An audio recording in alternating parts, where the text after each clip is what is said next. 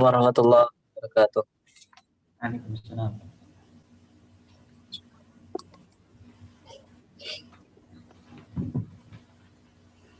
أعوذ بالله من الشيطان الرجيم.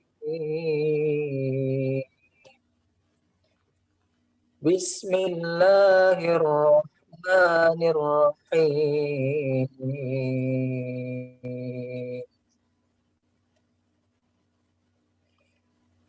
أم حسبتم أن تدخلوا الجنة ولما يأتكم مثل الذين خلوا من قبلكم مستهم البأساء والضراء وزلزلوا حتى يقول الرسول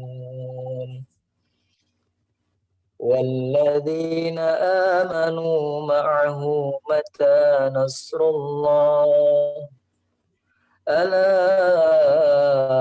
إن نصر الله قريب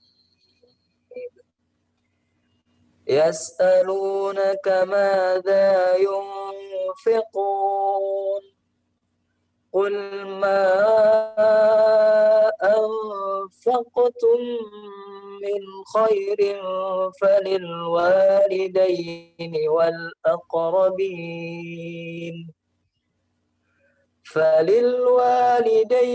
والأقربين واليتامى والمساكين وابن السبيل وما تفعلوا من خير فإن الله به عليم كتب عليكم القتال وهو كره لكم وعسى أن تكرهوا شيئا وهو خير لكم وعسى أن تحبوا شيئا وهو شر لكم والله يعلم وأنتم لا تعلمون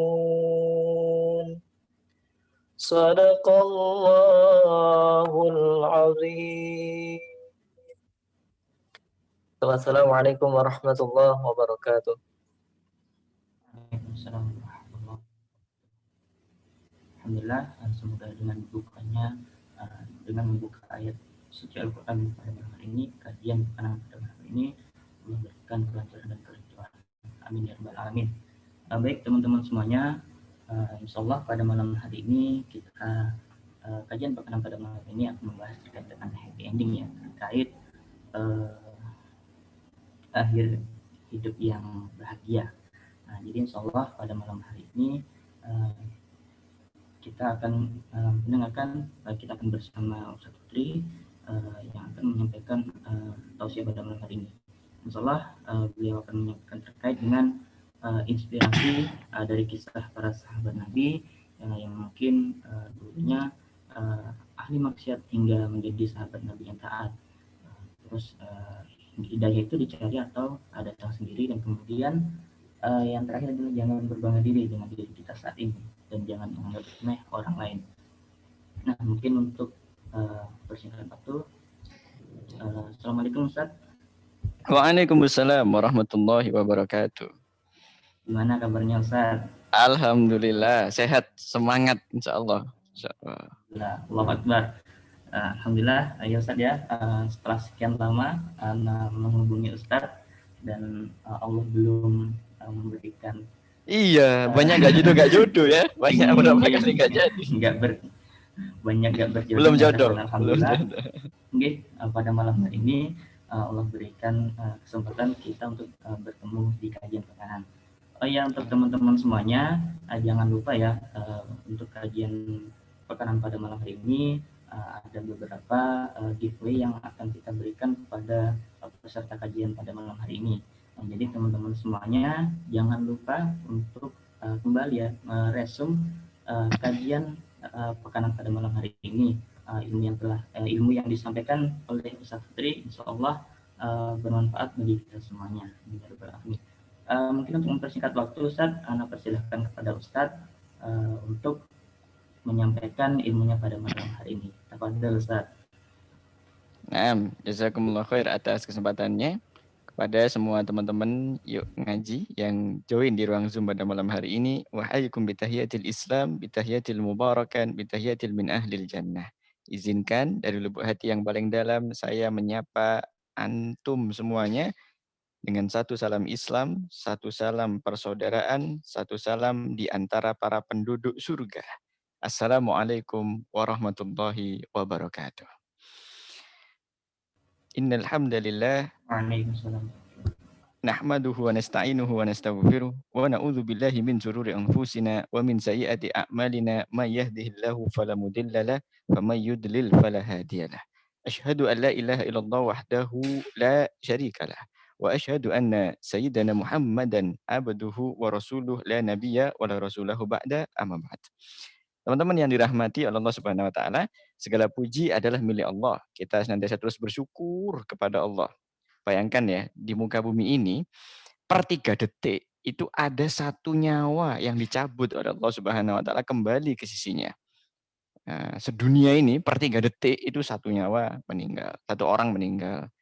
3, 2, 1, satu lagi meninggal. 3, 2, 1, satu lagi meninggal.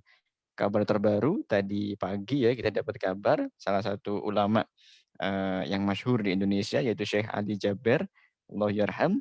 Beliau kemudian juga berpulang ke rahmatullah. Itu 3 detik berikutnya ada lagi yang meninggal. Cuman itu hitungan satu dunia, hitungan satu bumi. Nah, per 3 detik ada yang meninggal. Dan kita bersyukur kepada Allah di antara manusia-manusia yang ditakdirkan untuk meninggalkan bumi ini, kita masih diberikan kesempatan hidup oleh Allah Subhanahu wa taala. Belum lagi di tengah pandemi wabah corona yang hari ini banyak menyerang, menimpa siapa saja, ada ratusan ribu bahkan jutaan orang di seluruh dunia.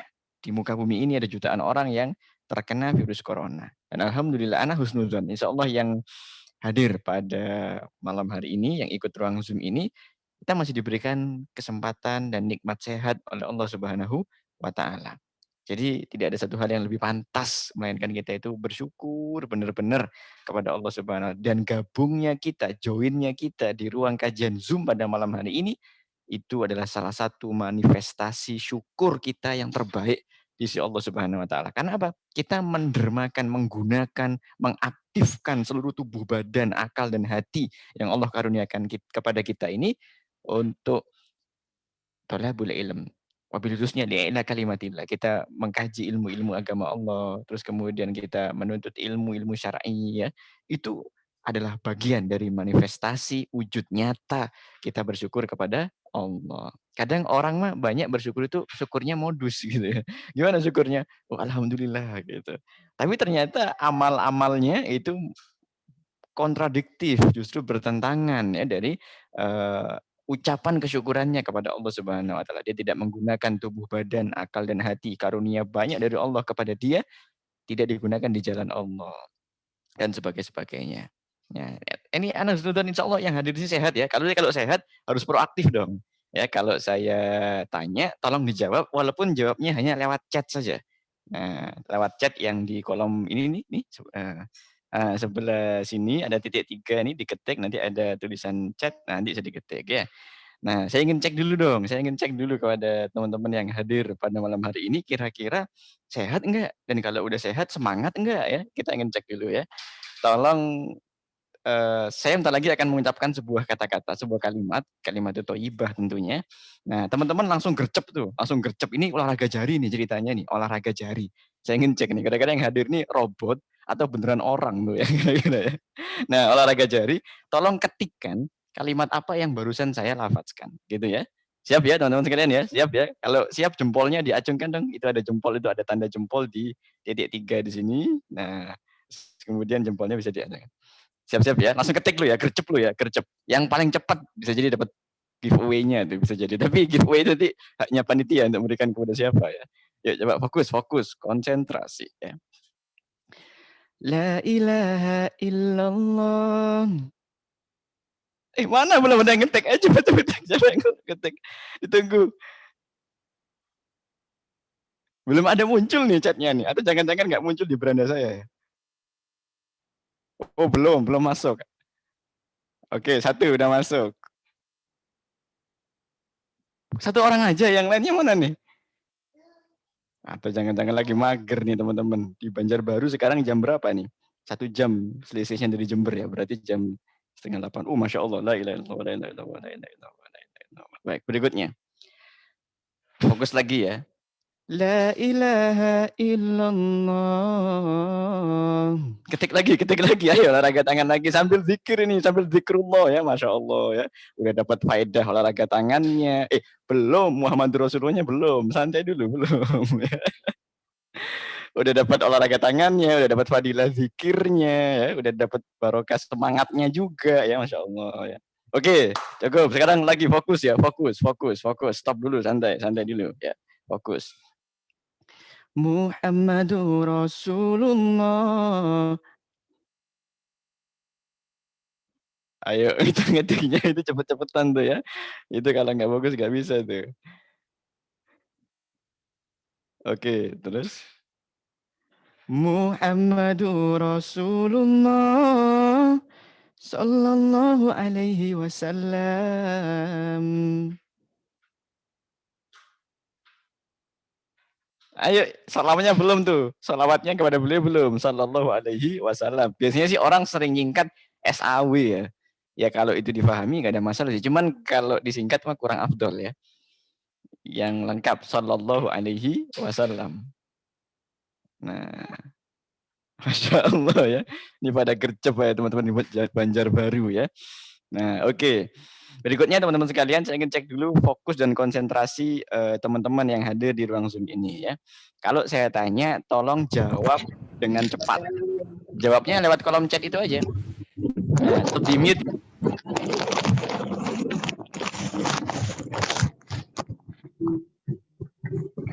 Bisa di mute.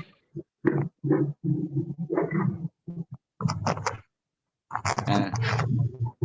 Oh, suaranya masuk tuh, ada yang masuk suaranya.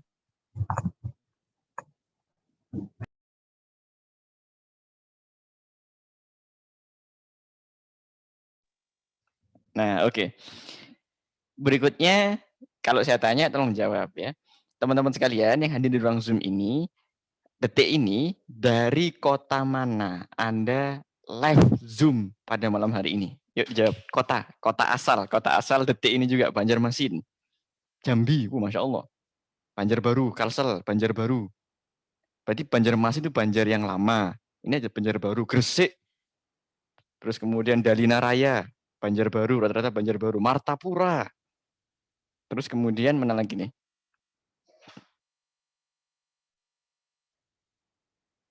Papua. Oh, Papua nggak ada ya. Oke, berikutnya pertanyaan saya next. Yang hadir, panjenengan semua nih, Anda semua yang hadir, ini detik ini sedang berada di usia berapa? Iya, sekarang usianya diketik di situ, usianya 25, 22, 23, 24, 25, 20, 22, 19 belum cukup umur, 22, 20.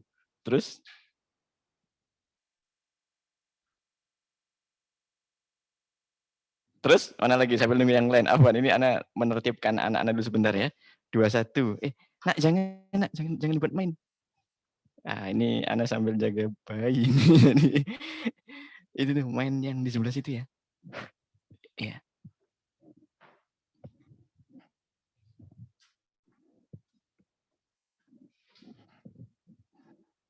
Ya oke, kita lanjut lagi. Berarti rata-rata usia 20 tahunan. Dan Masya Allah ya, Masya Allah. Berarti rata-rata yang hadir di ruang Zoom ini adalah dapat dikategorikan sebagai pemuda ya.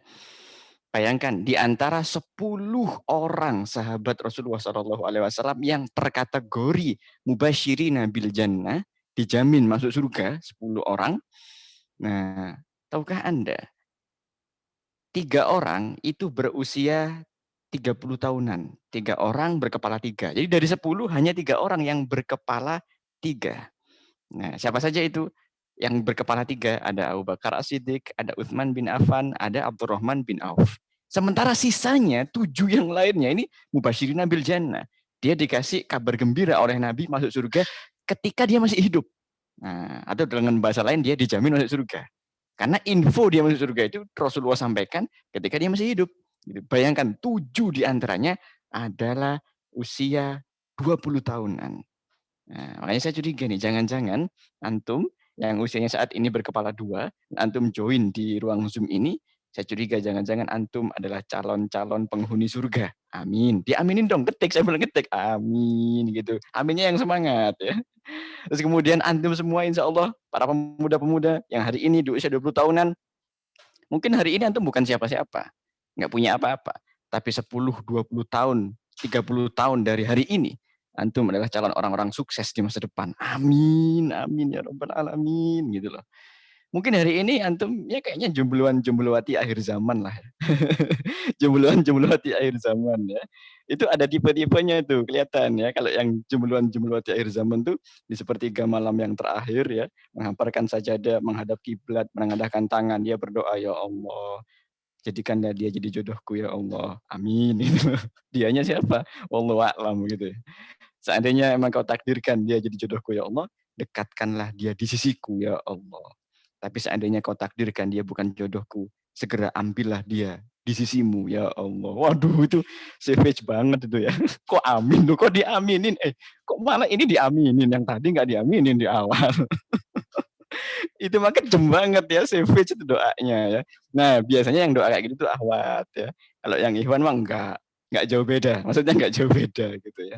Nah semoga juga hari ini antum mungkin katakanlah single jomblo yang nggak ada pasangan.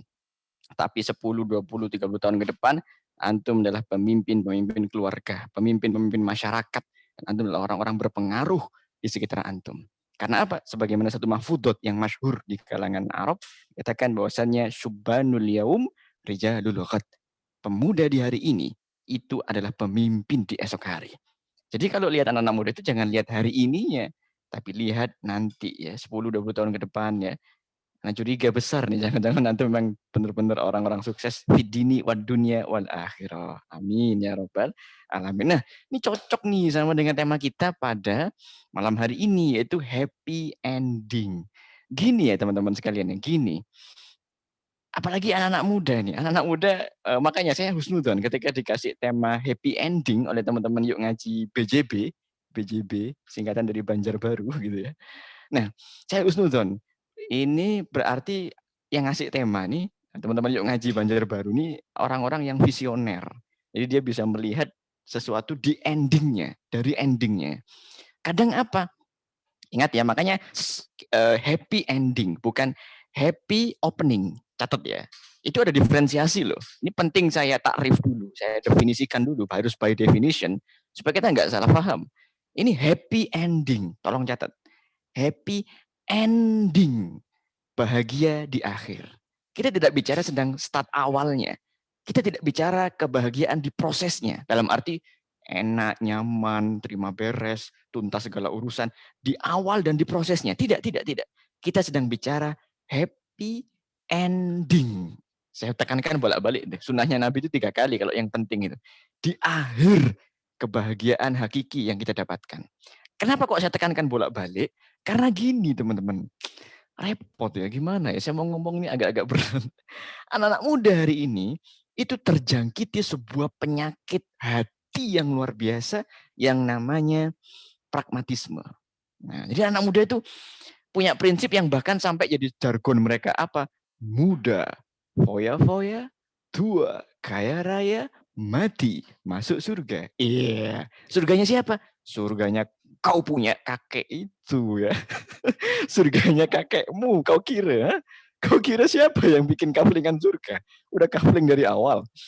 Iya, maka dari itu kebanyakan anak muda kita itu lalai, tidak mempersiapkan diri, tidak punya fighting spirit, tidak punya azam, himmah di dalam mengarungi proses menuju happy ending tadi.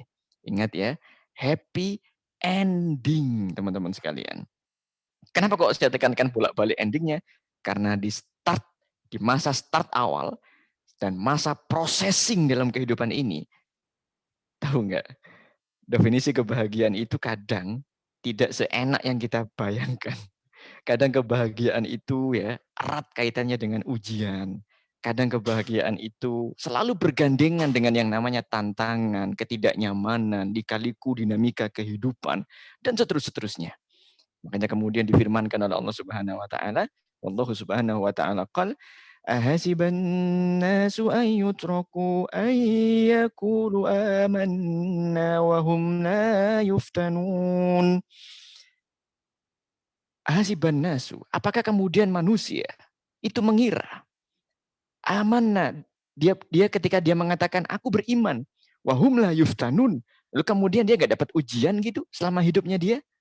Nah, Profesor Dr. Asy Waba Az-Zuhaili dalam kitab tafsirnya Al-Munir punya penjelasan yang gamblang terkait dengan ayat ini.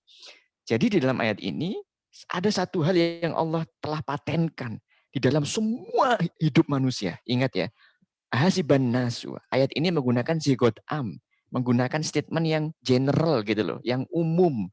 Jadi ini sudah at general. Anda udah nggak bisa, Ustaz, enak banget ya dia hidupnya tanpa ujian, sementara aku diuji terus. Nggak ada cerita kayak gitu tuh, nggak ada. Makanya ayatnya itu ahasiban nasu. Apakah manusia? Berarti apa?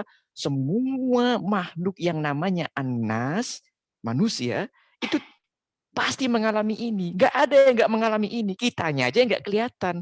Kita lihat di media sosial, dia enak ya, selalu journey terus. Outfitnya dia, OOTD-nya keren-keren ya. Hidupnya dia selalu senyum.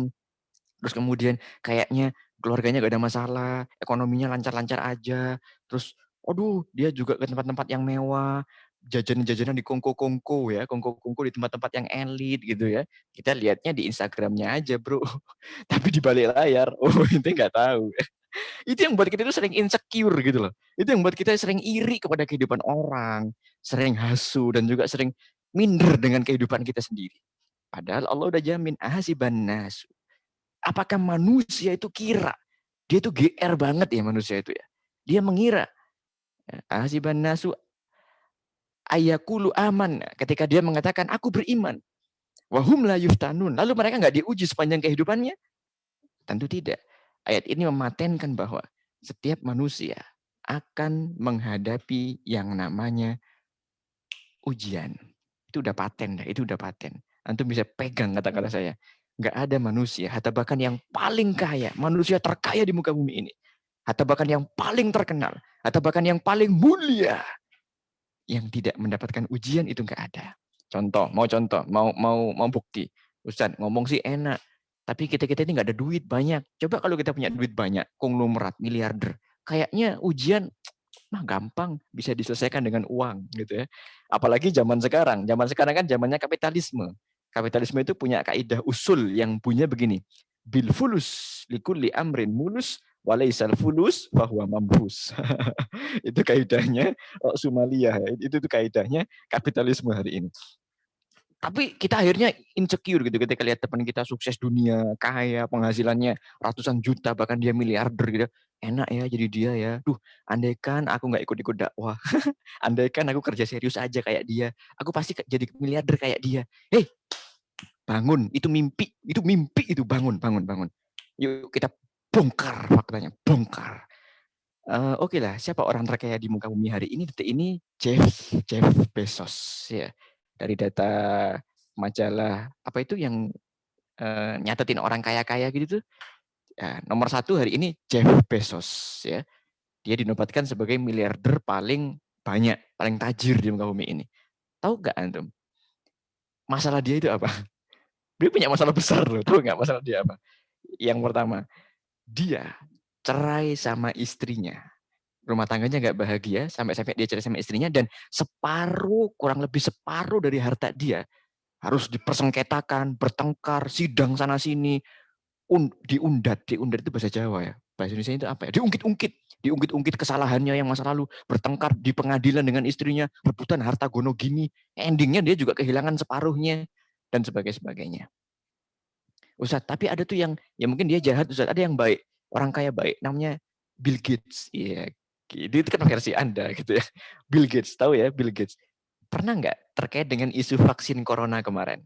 vaksin corona yang Bill Gates sama Melinda Gates itu bikin yayasan, terus kemudian ingin menginisiasi penemuan vaksinnya secara cepat, apakah dia aman-aman hidupnya? Oh, nggak aman.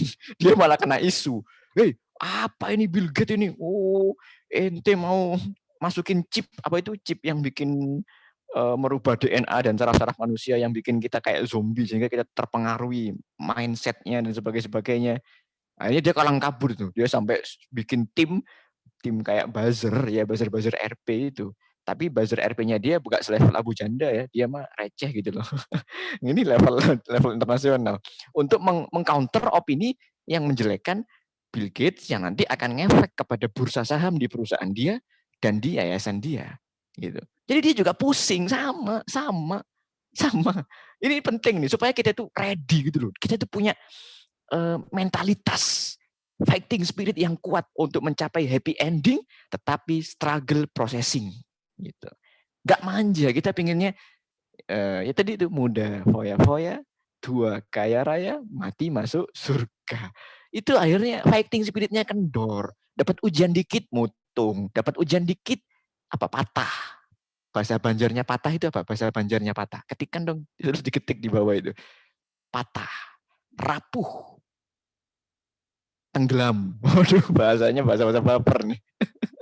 Ditelikung. Ya, patah lah pokoknya, rapuh dan sebagainya. Karena teman-teman sekalian, happy ending itu hanya bisa diraih ketika kita struggle processing ya, ketika kita berjuang di dalam prosesnya. Jadi itu teman-teman sekalian ya. Itu yang pertama, tidak ada manusia yang tidak mendapatkan ujian. Maka sejak dari sekarang stop merasa halu dengan kehidupan orang. Sejak sekarang stop bermimpi seakan-akan rumput tetangga lebih hijau sih, gitu kan ya. Kalau kita lihat orang lain, kayaknya dia enak. Terus kita menyesali, tidak bersyukur, insecure, dan kemudian kita minder terhadap kehidupan kita sendiri. Akhirnya apa? Amanah-amanah kehidupan kita banyak yang lalai, potensi-potensi kehidupan kita yang bisa diasah menjadi tumpul, dan mentalitas kita menjadi ciut. Nah, maka ini penting. Happy ending itu meniscayakan struggle processing. Ya, harus ada struggling, harus ada perjuangan untuk menuju kepada itu. Antum bisa bayangkan ya, di negeri dongeng saja ya, di negeri dongeng, ini negeri dongeng loh ya, bukan reality. Reality harus lebih parah. Dongeng saja, Cinderella. Cinderella itu sebelum naratornya bilang happy ending forever hereafter. Itu tahu nggak cerita Cinderella gimana? Sejak awal dia romantika cintanya sampai dia kemudian harus terbuang di hutan, dia punya banyak saingan ya, dia sampai kemudian dibully oleh saudara-saudaranya dia dan sebagainya. Itu fiktif padahal, itu fiktif, dongeng. Apalagi di kehidupan nyata. Maka kita harus mempersiapkan diri di tahun yang baru yang kita tatap ini, baik di tahun baru Islam Hijriah hitungannya ataupun tahun baru yang 2021 ini, yuk kita siapkan diri kita, bangun dari kelalaian kita, bangun dari ketiduran kita. Nah, berikutnya yang kedua teman-teman sekalian. Sesuatu yang dapat dicapai dengan happy ending itu meniscayakan himmah, meniscayakan goals, meniscayakan cita-cita. Kita dalam hidup ini, kalau nggak ada goals dalam hidup, nggak ada cita-cita, nggak ada visi dalam hidup, yakin deh, hidup kita itu akan nggak jelas, akan GJ, akan ngambang, nggak tahu arahnya. Pernah nggak teman-teman nonton pertandingan sepak bola, tapi gawangnya itu dicopot. Gawangnya itu goals itu kan bahasa Inggrisnya gawang ya, atau tujuan juga bisa. Gawangnya itu dicabut. Misalkan nih, apa pertandingan yang paling seru? Final Liga Champions. Juventus versus Real Madrid. Misalkan gitu. Itu golnya dicabut. Gawangnya itu dicopot. Tak. Meskipun kipernya selevel Gianluigi Buffon, meskipun strikernya selevel Cristiano Ronaldo, terus kemudian Gareth Bale, tapi gak ono gawangi. Kita tuh lihat, lu kayak gimana itu mondar-mandir gak jelas itu ya. Gak seru. Main sepak bola ini gak seru. Kita kan yang bikin kita hore, kita bikin euforia, kita seneng. Itu apa? Ketika goals-nya tercapai. Ketika terjebol gawang lawan, kita seneng. Gol gitu, terjadi selebrasi gitu. Tapi kalau gak gol, ya kita gini, tegang, terus gini, lihat bola kecimpang ke kanan, ke kiri, gitu tok. Gak seru gitu. begitu pula dalam hidup ini. Kita akan merasakan happy ending ketika kita punya visi dan kita punya semangat untuk meraih visi itu. Jadi kemudian dinamikanya itu ada. Romantika dan warna-warni kehidupannya itu ada. Makanya kemudian dikatakan oleh Imam Ali bin Abi Thalib karamallahu wajhah, beliau mengatakan ulul himmah minal iman. Tingginya cita-cita, tingginya visi dari seorang yang beriman itu adalah bagian dari iman. Nah, jadi orang beriman itu harus punya cita-cita yang tinggi. Jangan sampai kemudian, ya gini loh ya, tolong dibedakan antara ajaran bersyukur dengan ajaran ulul himmah ini. Ini tidak kontradiktif, bukan, tapi termanya beda. Kadang gini loh, kadang kita itu gara-gara banyak buzzer ya, itu jadi sering terjadi kontradiktif pemikiran. Nanti kita bahasnya bab muhasabah lil hukam, dikiranya makar. Nanti kita bahas bab masalah amar ma'ruf nahi mungkar, dikiranya kadrun dan sebagainya. Waduh, itu tuh gara-gara buzzer RP. Kita bahas tentang tekad, visi dan cita-cita. Dikiranya kita nggak bersyukur. Bukan gitu. Bukan gitu. Ini beda bab. Memang benar bahwa kita itu diajarkan qanaah, menerima apapun yang Allah berikan dalam diri kita, kehidupan kita, baik itu berupa rizki, baik itu berupa jodoh, baik itu berupa kehidupan, keluarga, dan sebagainya. Kita qanaah, kita menerima setiap takdir yang Allah berikan jalurnya kepada kita. Dengan lapang dada tentunya, dengan hati plong gitu. Ridha, qanaah. Tapi ini babnya bab beda. Bukan berarti kemudian ketika kita qanaah dengan pemberian Allah, terus mentalitas kita itu jadi melempem gitu loh. Jadi memble, kalau bahasa Jawa itu memble, melempem ya. Jadi nggak ada gregetnya sama sekali gitu loh. Padahal ingat, dalam sebuah hadis yang sahih, muttafaqun alaih, Rasulullah Shallallahu Alaihi Wasallam pernah bersabda, al-mu'minul qawi khairun wa ahabbu ilallah minal mu'minil ta'if. Seorang mukmin yang strong dia, yang kuat. Kuat apanya? Nah, para mufassir hadis, para muhadis kemudian memberikan syarah yang maksud itu adalah kuat imannya, kuat cita-citanya, kuat mentalnya, kuat pengaruhnya, kuat segala macam dalam kehidupan dia dalam berbuat kebaikan. Nah, al-mu'minul qawi, mukmin yang strong, mukmin yang kuat itu lebih dicintai oleh Allah daripada mukmin yang lemah. Wa fi kulli khair. Ya emang sih di antara dua-duanya itu ada kebaikan. Artinya meskipun lemah, kalau dia mukmin, ya dia tetap berpotensi masuk surga, dia tetap orang baik. Tapi tetap yang Allah cintai dan yang lebih baik di mata Allah adalah yang kuat. Maka anak-anak muda hari ini harus punya visi dan tekad yang kuat untuk meraih apa yang membuat kita itu menjadi pribadi muslim yang lebih tangguh dan bermanfaat. Makanya kemudian hadis ini dilanjutkan, ahris ala ma yanfa'uka wasta'in billah.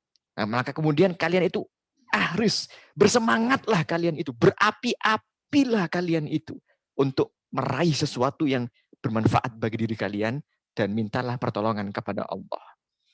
Nah, jadi teman-teman sekalian, mumpung masih muda, rancanglah proposal hidup Anda.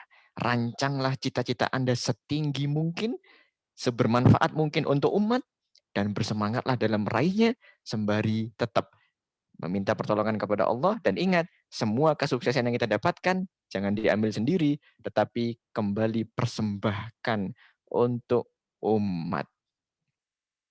Nah, berikutnya yang ketiga, poin yang ketiga yang terakhir di dalam happy ending ini, ya kita berkaca lah ya, kita berkaca kepada sejarah. Nah, ini waktu saya udah lebih dari 30 menit kayaknya ya, udah kebabas kayaknya waktunya. Sampai jam 9:30. Oh, di sini masih jam 8. Di sini, yes. Di sini jam 21.12. Ya, di sini berarti jam 20.12. Nah, berikutnya yang ketiga, yuk kita belajar dari kisah-kisah teladan ya, yang dapat jadikan kita inspirasi. Karena memang kadang manusia itu kalau teori aja itu susah nangkep. Tapi kalau teori yang ada sampelnya, teori yang ada contohnya, kita itu mudah ngeh gitu. Oh iya, kayak gini toh ternyata gitu ya. Nah, maka yuk kita cek ya teman-teman sekalian. Siapa di antara Anda yang tahu tentang Abul Anbiya wal Mursalin, bapaknya para nabi dan para rasul. Nah, coba siapa namanya yuk? Ketikkan dong di kolom chat. Ayo, olahraga pikiran, olahraga otak, olahraga tangan. Ya, Nabi Ibrahim alaihissalam. Ya, terus mungkin ada nama lain barangkali. Nabi Ibrahim. Ada Ustaz apa? Abu Ismail, bapaknya Ismail. Sama aja. Ya, Nabi Ibrahim alaihissalam. Ya, Nabi Ibrahim alaihissalam. Saya ingin tanya kepada antum. Beliau itu orang mulia, orang sukses, atau orang nista dan orang gagal? Yuk jawab. Orang mulia, sukses, namanya dikenang sepanjang sejarah. Bahkan kemudian, halo? Ya, bahkan kemudian, ini suara saya kok mantul-mantul ya. Bahkan kemudian, setiap kita sholat, di tasyahud itu kita sebut nama beliau. Karena nama beliau itu dipandang mulia, sukses, dan menyejarah. Sepanjang sejarah disebut terus. Nah, Nabi Ibrahim alaihissalam, Abul Anbiya wal Mursalin. Tahu nggak antum? Bahwasanya Nabi Ibrahim alaihissalam, sebentar. Ini kok mantul ya suaranya? Atau karena di record ya? Jadi di headset saya ini, saya ngomong, terus beberapa detik, jadi muncul lagi di telinga saya. Mungkin di mute, yang pas nge-record itu. Yang record, nah bisa di mute semua. Tadi enak tuh, tadi yang di depan lancar. Oke, baik, ini udah lancar. Kita lanjutin. Tapi yang lain teman-teman dengernya aman ya? Dengernya lancar-lancar aja ya?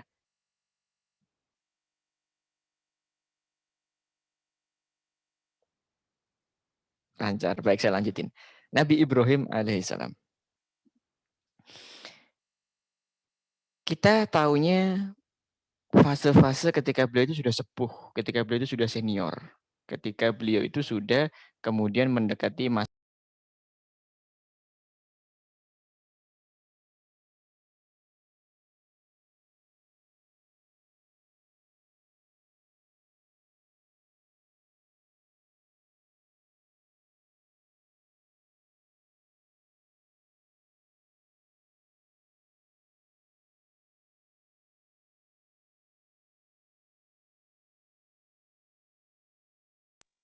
tes 1.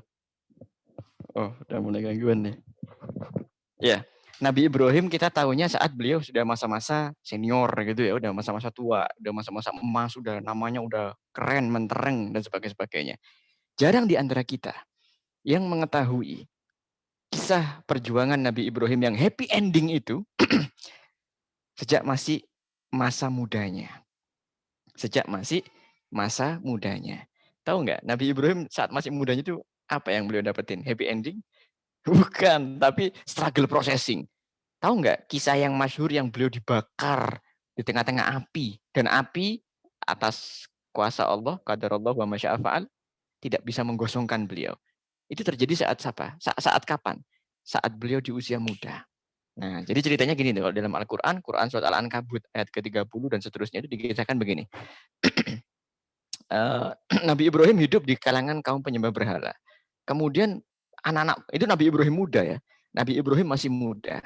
Akal kritis Nabi Ibrahim muda tidak dapat menerima praktek jahil penyembahan berhala itu. Lalu kemudian Nabi Ibrahim tanya kepada kaumnya, kenapa kalian kok nyembah patung yang kalian bikin sendiri? Apa jawaban mereka? Inna wajadna wa aba'ana laha abidin. Nah, ya sungguhnya kami itu melihat bapak-bapak kami, nenek moyang kami, laha kepada berhala-berhala ini, abidin, sebagai penyembah. Jadi kami ngikut aja. Udah dari dulu, ya udah begini. Kita diajarin nyembah, ya udah nyembah aja. Gitu. Itu kedangkalan berpikir yang menjadi kultur budaya masyarakat Nabi Ibrahim muda. Imam Ibnu Katsir dalam kitab tafsirnya menyebut ini terjadi di sebuah wilayah Babilonia. Waktu itu rajanya namanya Raja Namrud, di rezimnya Namrud. Nah, lalu kemudian Nabi Ibrahim jawab gini kepada kaumnya itu. Ini setelah beliau menemukan pencarian yang sangat dahsyat itu ya. Beliau ngomong begini, lakot kuntum Antum wa abaukum fil dhalalim mubin. Ya, kalau begitu cara mikirnya benar. Kamu, kalian semua, kita ini semua, masyarakat semua ini, dan termasuk nenek moyang kamu semua ini, fil dhalalim mubin. Berada pada kesesatan yang nyata. Itu kalimat itu gimana? Nyetrum nggak itu? Kadang-kadang ente ini masih muda, bau kencur, enak aja ente ini. Gimana wong dulu kakek nenek moyang kita bilang ini bagus, ini melakukan ini, bikin kayak begini. Tapi kok ente aneh sendiri, anak muda dan sebagainya. Sampai singkat cerita, agak saya percepat ceritanya. Nah, Namrud, sang raja, itu ada perayaan adat kebudayaan yang meniscayakan dia itu harus keluar dari istana dia. Dia meninggalkan istananya dan hanya meninggalkan beberapa penjaga saja yang gampang ditembus. Ya karena dia ada acara gitulah ya di luar istana. Nah, ketika dia keluar dengan bawa bala tentaranya dan ya algojo-algojonya dia, pas pampresnya dia dibawa. Nah, lalu kemudian Nabi Ibrahim muda masuk menembus istana dan masuk ke dalam altar penyembahan berhala-berhala itu. Dihancurin berhala-berhala yang kecil-kecil oleh Nabi Ibrahim. Nah, lalu kapaknya ini disisakan ke berhala yang besar, dikalungkan ke berhala itu. Berhala yang besar tidak dihancurkan, tapi kapaknya dikalungkan ke leher berhala yang besar. Singkat cerita, Nabi Ibrahim pulang aman karena yang jaga cuma sedikit, gampang ditembus. Ya kayak spy gitu loh ya, kayak orang ahli parkur gitu kalau masuk itu kan. Nabi Ibrahim masih muda ya. Masih muda, jangan dibayangkan jenggot panjang, warnanya putih, terus keriput, terus jalannya agak-agak berat gitu. Enggak, ini masih seger nih, masih muda. Jadi cuma nyelinap-nyelinap ke istana itu gampang. Apalagi ini Namrud membawa bala tentaranya besar-besaran dia. Jadi gampang lah, nembusnya itu gampang. Nah, singkat cerita, Namrud datang, pulang. Acaranya udah selesai, dia pulang ke istananya, dia masuk. Kaget dia, begitu dia melewati altar penyembahan berhala-berhala dia kaget. Asnam ya, bahasa Al-Quran itu asnam. Artinya sesuatu benda yang itu disembah-sembah. Dia kaget. Ya. Duh, mahadza, apa ini? Siapa yang melakukan ini semua? Ya, bi'alihatina, kepada Tuhan-Tuhan kita. Sesungguhnya dia itu, pelakunya yang melakukan ini semua, jahat itu. Orang-orang dolim, benar-benar orang-orang yang jahat. Ya, jahat versinya Namrud, ya, jahat versinya Namrud. Lalu kemudian, qalu dikatakan oleh siapa? Masih dalam tafsir Ibnu Katsir dikatakan yang mengatakan adalah intel-intelnya Namrud. Nah, jadi intel-intel itu kan mengamati kabar peristiwa sosial yang berlaku di rezimnya dia kan. Nah, dalam catatan intelijennya Namrud dia bilang, qalu sami'na fatan yadhkuruhum. Mereka mengatakan para intel-intel itu sami'na fatan. Kami mendengar ada seorang anak muda yadhkuruhum yang nyebut-nyebut ini patung-patung kita ini. Nyebut-nyebut maksudnya mengkritik gitu ya, oposisi gitu ya. Ini mengkritik berhala-berhala kita, mengkritik praktek kita menyembah berhala. Nah, yuqalu lahu Ibrahim, dan orang-orang menyebut nama dia itu Ibrahim. Langsung nggak terima Namrud. Oke, cari yang namanya Ibrahim. Dihadirkan Ibrahim di persidangan ya, nggak pakai pra peradilan ya. Ditanya, kamu kenapa kok anjurin ini berhala-berhala? Nabi Ibrahim seorang pemuda, cerdas, berpikir kritis. Dia mengatakan, bukan aku yang ngancurin, tapi kayaknya lah ya, coba lihat tuh. Itu kapaknya yang ngancurin kan ada di berhala yang besar. Berarti ini yang ngancurin berhala yang besar itu. Goblok kamu itu. Kata siapa? Ini gak bisa bergerak ini patung ini. Kok bisa patung yang besar yang kecil? Gimana kamu itu? Apa kata Nabi Ibrahim alaihissalam? Kalau aku goblok, berarti kau lebih goblok lagi. Gimana tidak? Kau tahu berhala yang besar ini tidak dapat berbuat apa-apa, tidak dapat melindungi, bahkan tidak dapat bergerak sedikit pun. Tapi sudah tahu begitu, kau masih sembah berhala itu. Itu sudah argumentasi yang telak itu. Ya, tapi namanya rezim yang pegang yang Namrud ya, akhirnya nggak pakai pra-peradilan, ya, dibikinlah pengadilan yang main-main. Yang penting vonisnya ya, pasalnya nanti dicari belakangan ya.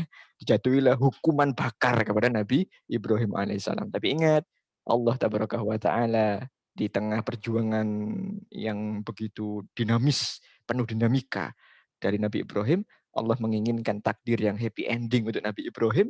Nabi Ibrahim belum akan mati saat dibakar itu. Belum. Allah cabut khosiat api yang panas, sehingga api itu tidak dapat menggosongkan atau bahkan sehelai rambut dan baju dari Nabi Ibrahim alaihissalam. Justru Namrud yang mati beberapa hari kemudian akibat seekor makhluk yang lemah dari Allah berupa lalat atau dalam riwayat yang lainnya nyamuk. Dia digigit nyamuk, dia kemudian demam, kayaknya itu nyamuknya nyamuk Aedes aegypti deh. Jadi zaman dulu kan nggak ada penelitian ya. Kayaknya nyamuknya itu belang-belang ya, Aedes aegypti. Digigit, dia demam berdarah, dia mati. Meskipun dia dijaga oleh tentara-tentara Al-Guju, tapi dia kemudian nggak berdaya menghadapi satu makhluk Allah. Ini contoh bahwa Nabi Ibrahim yang idealis, Nabi Ibrahim yang punya visi dan cita-cita tauhid yang kuat dan mendakwahkannya di tengah-tengah masyarakat. Meskipun dia dihalangi, meskipun dia dibully, bahkan dia disangsi, tapi Allah Tabaraka wa Ta'ala punya satu hukum alam, punya satu sunnatullah. Apa itu? Hasil tidak mungkin mengkhianati proses. Setiap proses yang berkeringat, setiap proses yang perjuangan yang dahsyat akan menghasilkan happy ending, teman-teman sekalian. Kalau dalam bahasa mahfudotnya itu wa ma ladzatu ila ba'da ta'ab.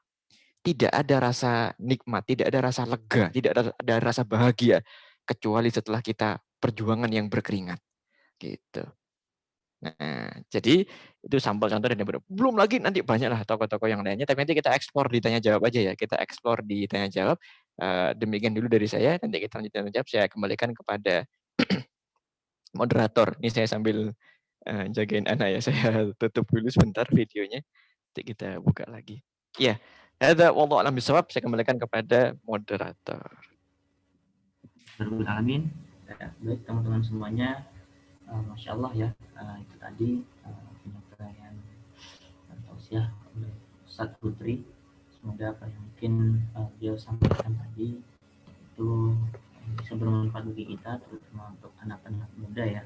Tadi sudah dijelaskan dari 10 sahabat Nabi, 7 diantaranya yaitu yang seumuran dengan kita. Nah, harapannya kita pun bisa seperti itu, pemuda-pemuda yang hadir kajian pada malam hari ini.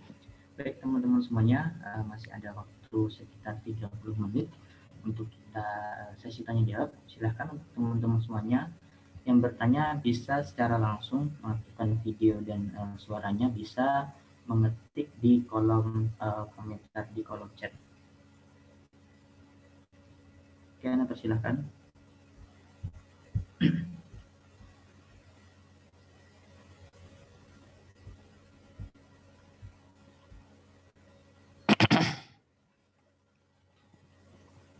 Mungkin sambil menunggu, Zat. Nah, ini Ana ada pertanyaan, Zat. Ya, Fadol. Ini Ana tutup dulu sebentar ya, videonya nggak apa ya. Tapi suara jelaskan ya. Ini jelas saja, Zat. Nah, jadi terkait mungkin banyak ya, mungkin teman-teman juga yang sharing, bahkan anak pun juga seperti itu. Dulu mungkin ketika ya awal-awal kalau bisa dikatakan hijrah, Ustaz, setiap mungkin ilmu yang disampaikan oleh guru dan sebagainya itu kita sampaikan juga ke teman-teman, bahkan mungkin guru-guru kita yang ada di mungkin di kampung-kampung dan sebagainya. Nah, seiring berjalannya waktu, Ustaz, ya mungkin mungkin semakin lama kita mengkaji ilmu, kayak mungkin Anda juga ya, Ustaz. Nah, ini Anda sendiri kayak ada rasa ketakutan, bukan ketakutan sih, mungkin ada rasa mungkin nanti aku kayak ibaratkan dikucilkan atau gimana dan lain sebagainya, karena mungkin ingin merasa membawa sesuatu yang beda gitu, Nazar. Betul. Nah, kira-kira itu gimana, Nazar? Kayak Nabi Ibrahim tadi gitu deh ya. Iya, sama. Nah, ini Ana akan jawab baik berdasarkan dalil maupun juga berdasarkan pengalaman real yang Ana rasakan. Jadi gini, tidak ada perubahan. Nah, makanya kemudian ayatnya kan jelas itu. Ar-Ra'd ayat, aduh, awas jatuh nak. Awas jatuh, jangan di situ. Jatuh. Turun dulu. Aduh, afwan ya, tadi putus ya. Jadi, innallaha la yughayyiru ma biqaumin hatta yughayyiru ma bi anfusihim. Nah, sungguhnya Allah tidak akan merubah nasib suatu kaum sebelum kaum tersebut merubah apa-apa yang ada dalam dirinya. Nah, ma di dalam ayat itu, yughayyiru ma bi anfusihim. Ma itu kan sesuatu atau apa-apa ya. itu di dalamnya itu yang dimaksud adalah paradigma, pola pikir, ya, mafahim, makoyis. Kalau itunya nggak dirubah, kalau hal itu tidak dirubah, maka tidak akan terjadi perubahan selamanya. Itu yang kaidah yang pertama. Jadi adalah hal yang niscaya ketika mungkin di tengah proses dakwah ada ketidaksesuaian, ada mungkin hal yang sebelumnya belum ada, nah atau nampak aneh gitu ya, nampak aneh. Nah, itu kemudian disematkan kepada kita. Nah, ini yang pertama dari ayat ini kita belajar, sadarilah ini adalah indikator-indikator perubahan. Selalu meniscayakan dinamika, nggak ada perubahan yang senyap-senyap saja, itu nggak ada. Tidak ada perubahan yang, bahkan perubahan yang paling soft sekalipun, apa itu? Perubahan slide PowerPoint. Iya, coba cek PowerPoint. Dari slide 2 ke slide 3, kan ada tuh transition kan ya. Ada nggak tulisan transition itu yang di atas tuh? Nah, kita klik, meskipun Microsoft yang paling canggih, ya, Microsoft yang paling canggih sekalipun, transitionnya itu tetap dia meniscayakan ada pergeseran gambar, ada kemudian apa namanya lika-liku blocking pixel yang pecah dan sebagainya. Nah, atau bahkan kadang-kadang laptopnya ngehang, pernah nggak? Terutama yang baru tuh PowerPoint yang baru yang transisinya semakin canggih ngehang malah. Jadi dia ceket di transisinya. Itu biasa, itulah resiko dari perjuangan perubahan, at-taghyir bahasa Arabnya.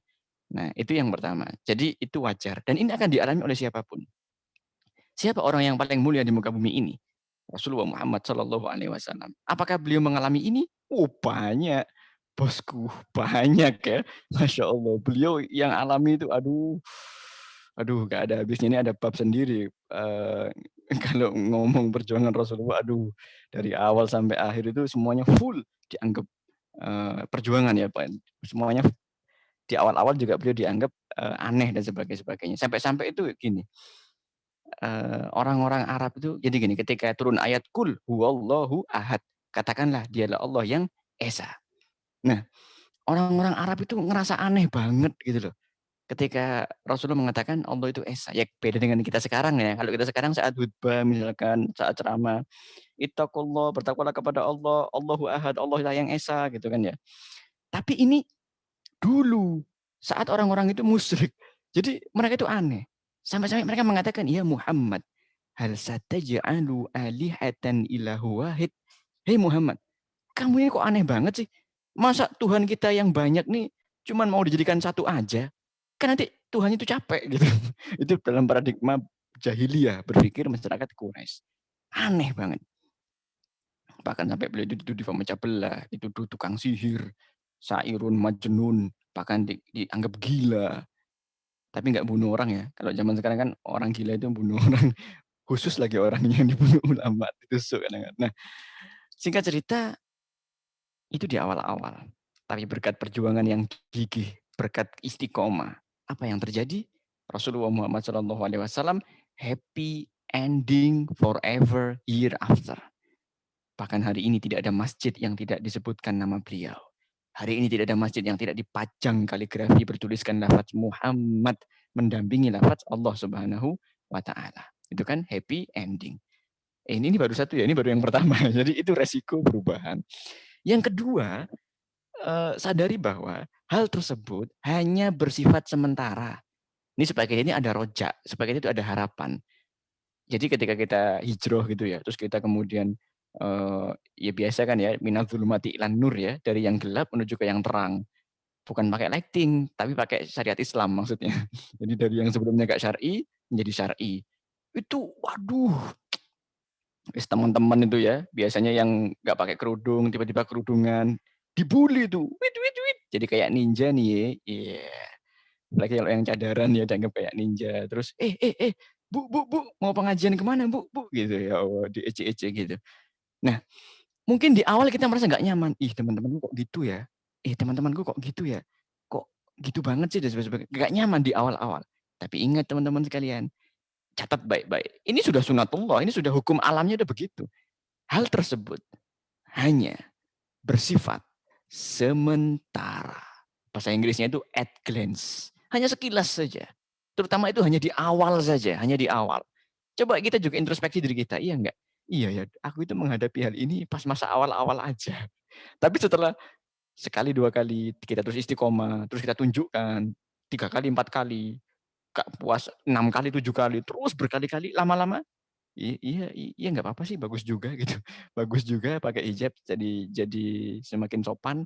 Terus kemudian, ya nggak apa juga sih, anti riba ya, toh juga bisa hidup, bisa sukses juga usahanya. Nah, lama-lama orang akan memaklumi. Ini sekedar kuat-kuatan mental gitu loh.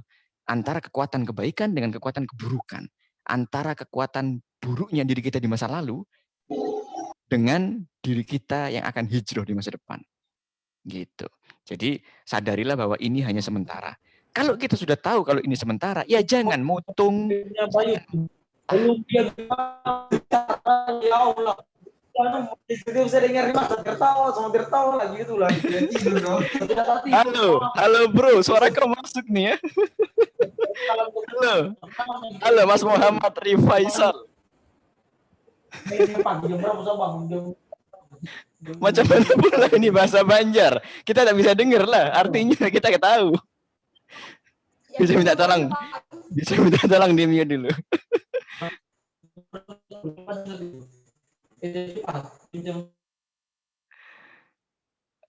Mungkin beliau tertekan ya, nggak sengaja kena tekan di unmute gitu, sehingga pertikaian di balik layar jadi terdengar. Ya oke, kita lanjutin ya. Jadi kalau kita sadar itu hanya sementara, oke siap. Lah baksa, nggak ada masalah. Maaf salah tekan, nggak ada masalah. Ya jadi kalau kita paham bahwa cobaan hijrah itu hanya sementara, ini pesertanya kok tiba-tiba dari 24 jadi 48 nih. Tiba-tiba jadi 20. Kemungkinan ikut jam Jawa kan Ustaz? Oh iya bisa jadi. Ini teman-teman yang baru masuk, ketik dong nama kota Anda. Tadi itu yang awal-awal udah ngetik nama kotanya. Yang baru masuk, yang belum ngetik nama kota, silakan ketik di mana kota Anda saat ini berada. Sambil Ana lanjutin jawabnya ya. Antum lanjut aja ketik, Ana lanjutin jawabnya. Nah, kalau kita udah sadar kalau ini hanya sementara, maka jangan mudah menyerah. Ingat, segelap apapun keadaan, harapan itu masih ada. Gitu ya, minal dzulumati ilan nur. Dari kegelapan menuju cahaya. Jadi jangan kalah kita sama omongan-omongan nyinyir. Jangan kalah kita sama negative thinking. Jangan kalah kita, jangan gadaikan kaidah-kaidah kebenaran dengan omongan orang. Terlalu murah gitu loh, terlalu murah. Tapi kita tetap istiqomah, keep fight, insya Allah happy ending forever year after. Hadza wallahu a'lam bishawab. Ya berikutnya, fadhol, saya kembalikan kepada moderator. Pertanyaannya tenggelam Ustaz. Oh iya, ini Wakatobi, Magelang, Ngawi, Kendal, Kupang, Morowali, Medan, Padang Simpuan, Kendari, Sumbar. Jadi afwan ya teman-teman. Jadi jamnya mungkin berbeda, lebih cepat 1 jam ya Ustaz di Kalsel ya. Di Jawa lebih cepat. Di Jawa lebih cepat 1 jam. Jadi Ana beberapa kali sih sebenarnya. Ana beberapa kali ngisi di Banjarbaru, 2 kali kalau nggak salah di. Makanya barusan tak cek apa ada teman Ana yang di Banjarbaru, ternyata nggak ada namanya dia. Atau jangan-jangan dia pakai nama lain ya? Jangan-jangan dia pakai nama lain. Kemungkinan Ustaz. Ya, Fadhol, mungkin ada pertanyaan berikutnya. Pertanyaan kedua. Oh ya, jadi teman-teman yang baru masuk silahkan ya kalau memang ada pertanyaan ya. Nah, jadi ini sudah masuk ke sesi tanya jawab. Nah, ini sudah masuk ke pertanyaan kedua. Assalamualaikum Ustaz, mohon bertanya, di zaman globalisasi ini banyak anak muda yang terpengaruh 4F, food, film, fashion, and fun. Bagaimanakah cara anak muda agar tidak terhanyut hal tersebut ke arah yang berlebihan dan bersifat negatif? Serta bagaimana menyadarkan pemuda agar mau mempersembahkan dirinya untuk memperjuangkan agama ini? Terima kasih Ustaz. Baik, Ana jawab ya. Jadi yang pertama gini loh teman-teman sekalian. Kita itu jangan sampai kalah sama Bruno Mars. Bruno Mars itu loh. Bruno Mars itu nggak sunat. Bruno Mars itu orang kafir ya. Kafir apa non muslim ya. Yang halus aja deh kafir gitu. Itu yang sopan ya. Yang sopan itu kafir gitu ya. Bruno Mars itu kafir. Nggak sunat dia itu. Aduh, suaranya masuk lagi nih. Mungkin admin atau hostnya bisa dibantu untuk. Nah, gini.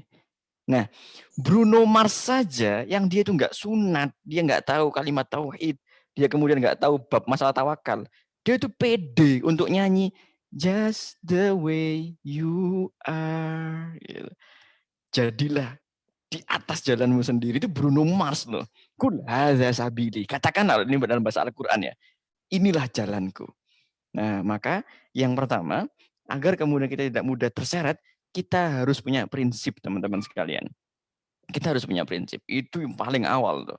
Kita harus punya prinsip. Nah, kalau kita udah punya prinsip, kita kena gempuran. Ya ini memang juga adalah akibat dari serangan eksternal dari umat Islam ya. Eksternal, pihak luar menyerang umat Islam. Tapi sehebat apapun gempuran eksternal umat di luar Islam kepada kita, kalau kita teguh di atas prinsip kita berasaskan di atas akidah kita sendiri. Kita nggak pakai jalan hidup lain selain jalan hidup kita sendiri, itu jalan hidup Islam, jalan hidup Rasulullah SAW. Ya maka gempuran itu nggak akan berpengaruh, atau berpengaruh pun tapi mudah ditangkal. Ibaratkan bagaikan junnah, bagaikan tameng. Jadi yang pertama, kita harus punya prinsip. Jangan kalah sama Bruno Mars. Nah, berikutnya, yang perlu kita ketahui juga adalah benar bahwa manusia itu punya kebutuhan yang diakui atau tidak. Manusia itu memang butuh entertain ya. Manusia itu butuh atau punya interest, kepentingan terhadap 4 hal tadi. Food, film, fashion, and fun. Ada nggak manusia yang bisa hidup tanpa itu? Ada Ustadz, siapa? Para salafus soleh. Ih, kata siapa? Ini nggak pernah baca kisah-kisahnya. Para salafus soleh itu juga ikut fashion. Fashionnya apa? Itibak Nabi. Ya ikut Rasulullah fashionnya. Beliau-beliau juga ada fun-nya loh. Banyak anak punya kitab khusus. Guyonan-guyonan. Candaan-candaan para salafus soleh itu. Ya sama, mereka juga ada prank-prank, tapi prank-prank syar'i loh ya. Tolong catat, bukan prank yang nggak syar'i, prank syar'i. Jadi ngepranknya itu bukan orang pura-pura jadi pocong gitu, bukan. Ngeprank nyuri sandalnya orang, bukan. Ngepranknya para salafus soleh itu tiba-tiba naruh beras, naruh makanan dia di depan rumah orang miskin, tiba-tiba naruh uang di saku temennya yang nggak punya uang. Itu ngepranknya para salafus soleh. Gitu. Jadi fun juga ada. Nah, yang kita harus sadari adalah oke lah, manusia itu ya kita sesekali penting atau mau gitu terhadap food, fashion, film, and fun. Tapi sadarilah bahwa Islam itu juga kaya dengan nilai-nilai itu. Islam itu tidak garing, Islam itu tidak monoton. Maka kalau kita butuh kebutuhan terhadap fashion misalkan, kita ingin fashion yang kekinian, yang keren, ya boleh, tapi ingat jangan keluar dari koridor-koridor Islam, ya. Jangan keluar dari koridor.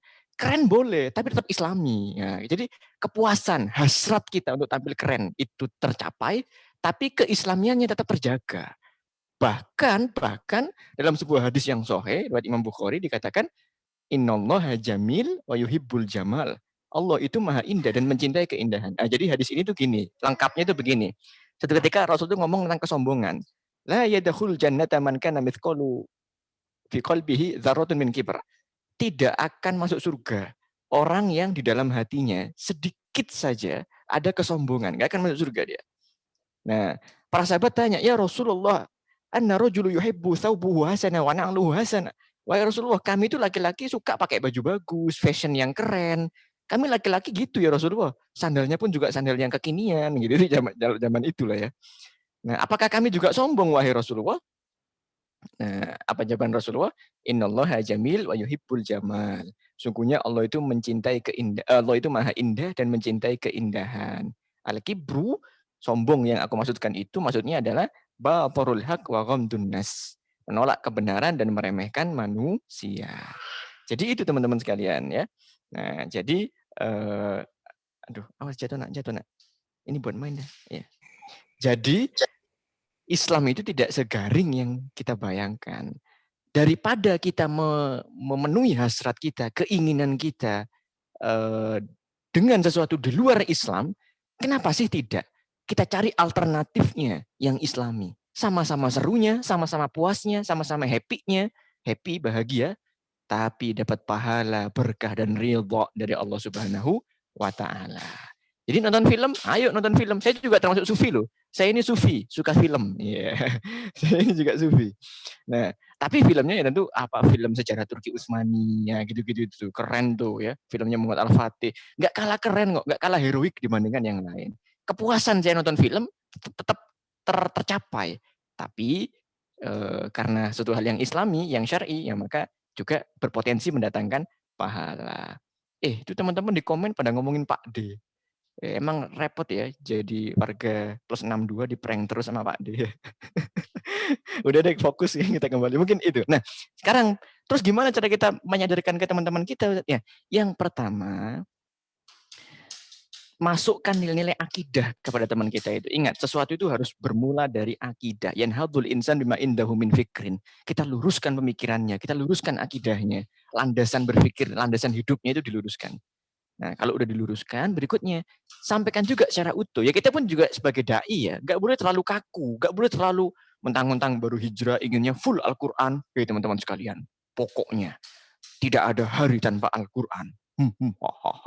Barang siapa yang mendengarkan selain Al-Quran, neraka. Waduh, ya nggak gitu juga. Ya bagus. Semangat Anda itu bagus untuk full setiap hari dengan Al-Quran. Tapi ketika Anda terjebak pada mengharamkan sesuatu yang halal, Islamnya jadi kayak kaku gitu loh. Dan itu secara nggak sadar mencoreng juga. Jadi sampaikan Islam apa adanya. Baca Al-Quran, bagus. Full tahfidzul Quran, bagus. Tapi rehat hati, rehat jiwa. Ya dengan sesekali tadabbur alam, dengan sesekali melihat film yang syar'i, film yang bagus untuk hiburan. Itu juga ada tuntunannya gitu loh. Itu juga tidak terlarang. Nah dengan begitu teman-teman kita itu juga tetap asyik, tetap gaul sama kita, tapi tetap dapat nilai kesyar'iannya. Hadza wallahu a'lam bishawab. Ana kembalikan ke moderator. Ini makin malam makin seru aja kayaknya ya. Mungkin tadi saya beda karena kesalahpahaman di jamnya, saya waktunya. Oh iya, astagfirullah, jangan-jangan teman-teman yang WIB ini ya, begitu loh. Kok jam 8:30 akhirnya mereka masuk sungguhan jam 8:30 ya Allah. Aduh. Iya nak, ya sini. Jatuh beneran dah. Sini. Ya. Nah, jadi teman-teman yang baru masuk ya, ini sudah masuk di sesi tanya jawab. Oh ini. Ya. Ya silakan teman-teman yang mau bertanya, silakan sesuai dengan tema atau bahkan di luar tema. Tema kita itu happy ending ya. Nah untuk pertanyaan selanjutnya Ustaz, itu pertanyaannya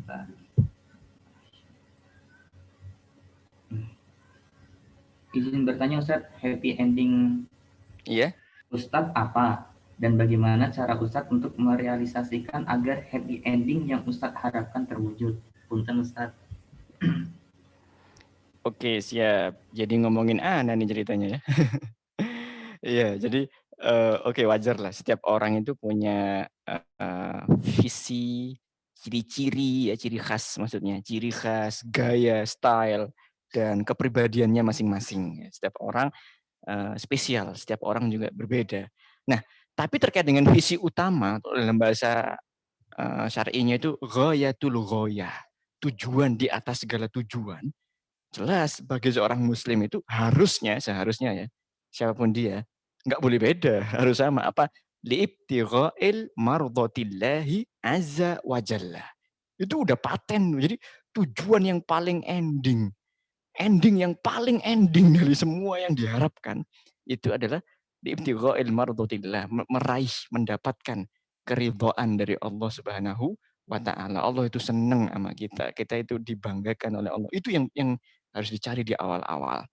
Dikejar untuk kita jadikan tujuan di atas segala tujuan, ghayatul ghayah. Setiap muslim harusnya sama.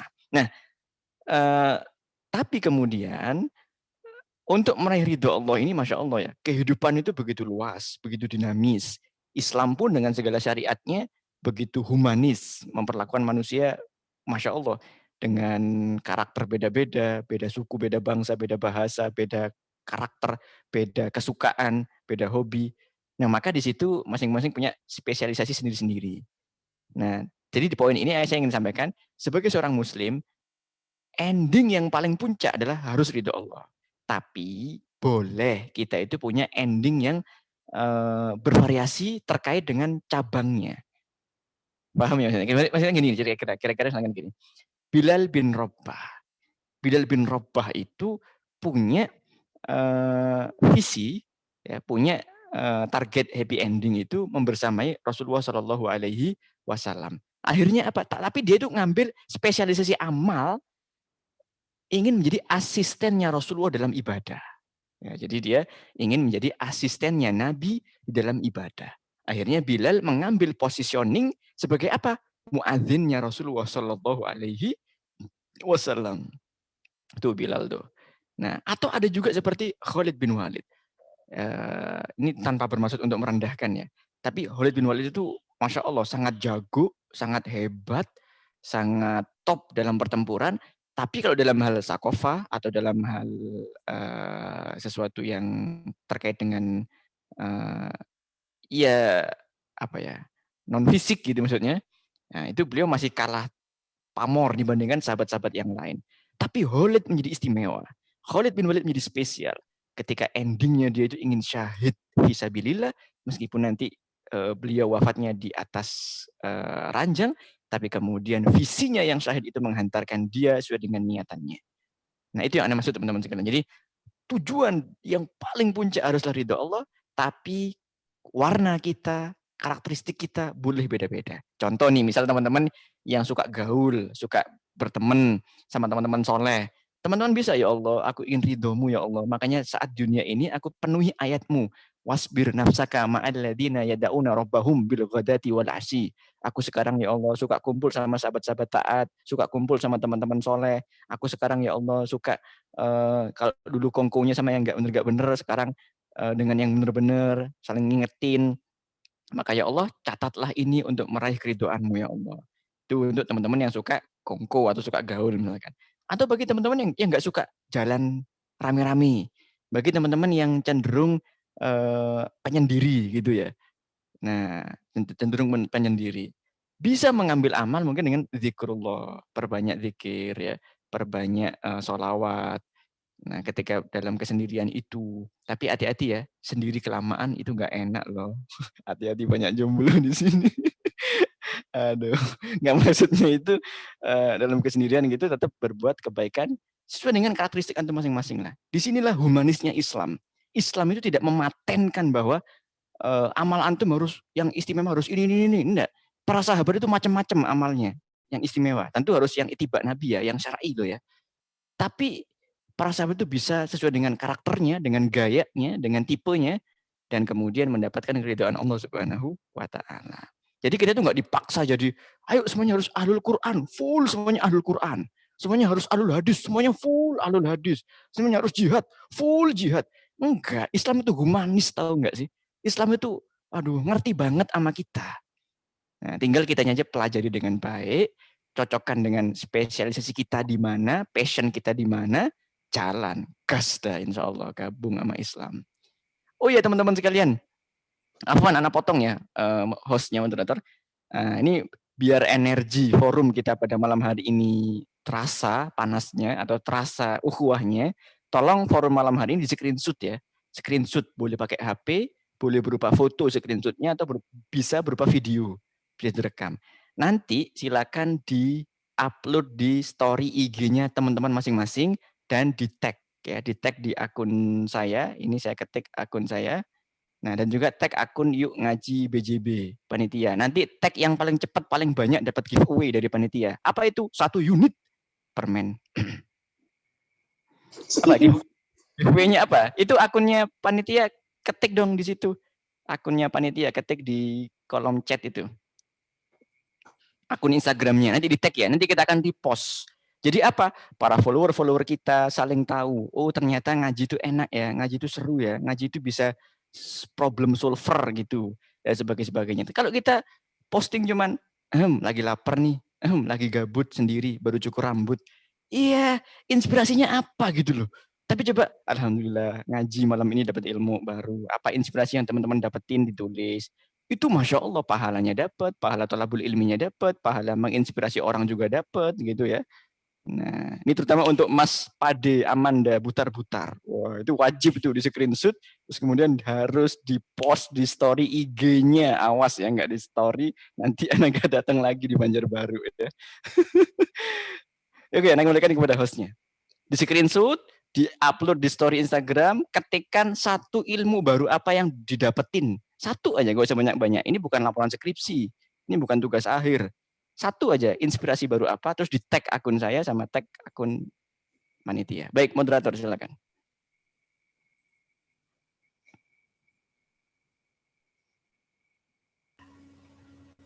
Oh iya, Ustaz, tahun sebelumnya kalau ditambah waktunya gimana, Ustaz? Iya nggak apa, ini anak-anak udah tidur nih. Jadi anak-anak barusan udah jatuh, habis jatuh tidur dia. Jadi anak lebih merdeka juga.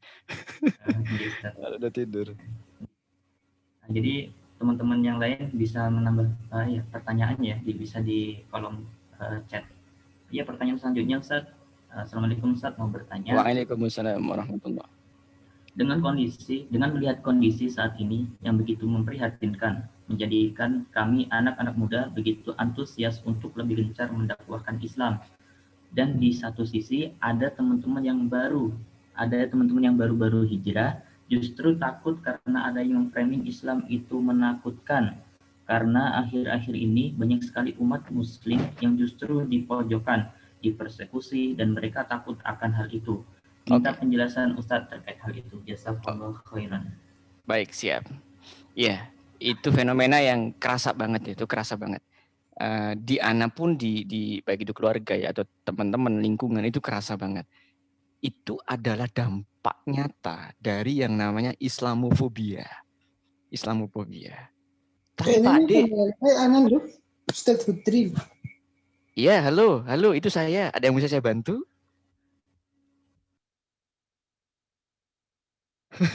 Di-mute dulu ya. Di-mute dulu. Sudah? Oke. Baik, saya lanjut. Itu adalah dampak Islamofobia. Meskipun kadang si Pak D itu nggak merasa dia Islamofobia, coba. Pernah nggak lihat di TV One yang Bung Rizal Ramli itu diwawancarai sama Bung Karni Ilyas. Jadi Pak D itu curhat sama saya, kata Bang Rizal Ramli. Udah tahu ya Pak D siapa? Dia ngomong, Bang Rizal, kok kalangan Islam itu pada nggak suka ya sama saya? Padahal kan saya suka bantu pesantren, saya juga suka bantu rumah tahfidz dan sebagainya. Ya, ente baik-baik, tapi teman-teman ente suka nyerang atau anti kepada kekuatan-kekuatan Islam dan sebagainya. Ya Pak D yang mirip Khalifah itu dah ya. Kadang satu saat mirip Utsman, kadang mirip Umar, ya tergantung suka-suka buzzer lah ya, suka-suka buzzer. Nah, akhirnya apa? Dampaknya itu nyata loh, kriminalisasi ulama. Ustadz, itu bukan kriminalisasi. Buktinya yang masih lancar-lancar aja banyak dan sebagainya. Iya, tapi faktanya ya, sama-sama mungkin hate speech ya. Yang ini bebas, yang ini ditangkap. Yang pro rezim itu dibiarkan, yang kontra segera sikat, segera tangkap. Itu nyata loh, itu kerasa itu. Termasuk yang 2 bulan yang lalu teman Ana pernah nge-vlog bareng sama beliau, Gus Nawawi namanya, di Pasuruan. Beliau padahal keluarganya pondok pesantren tertua di Indonesia, pondok pesantren Cidogiri.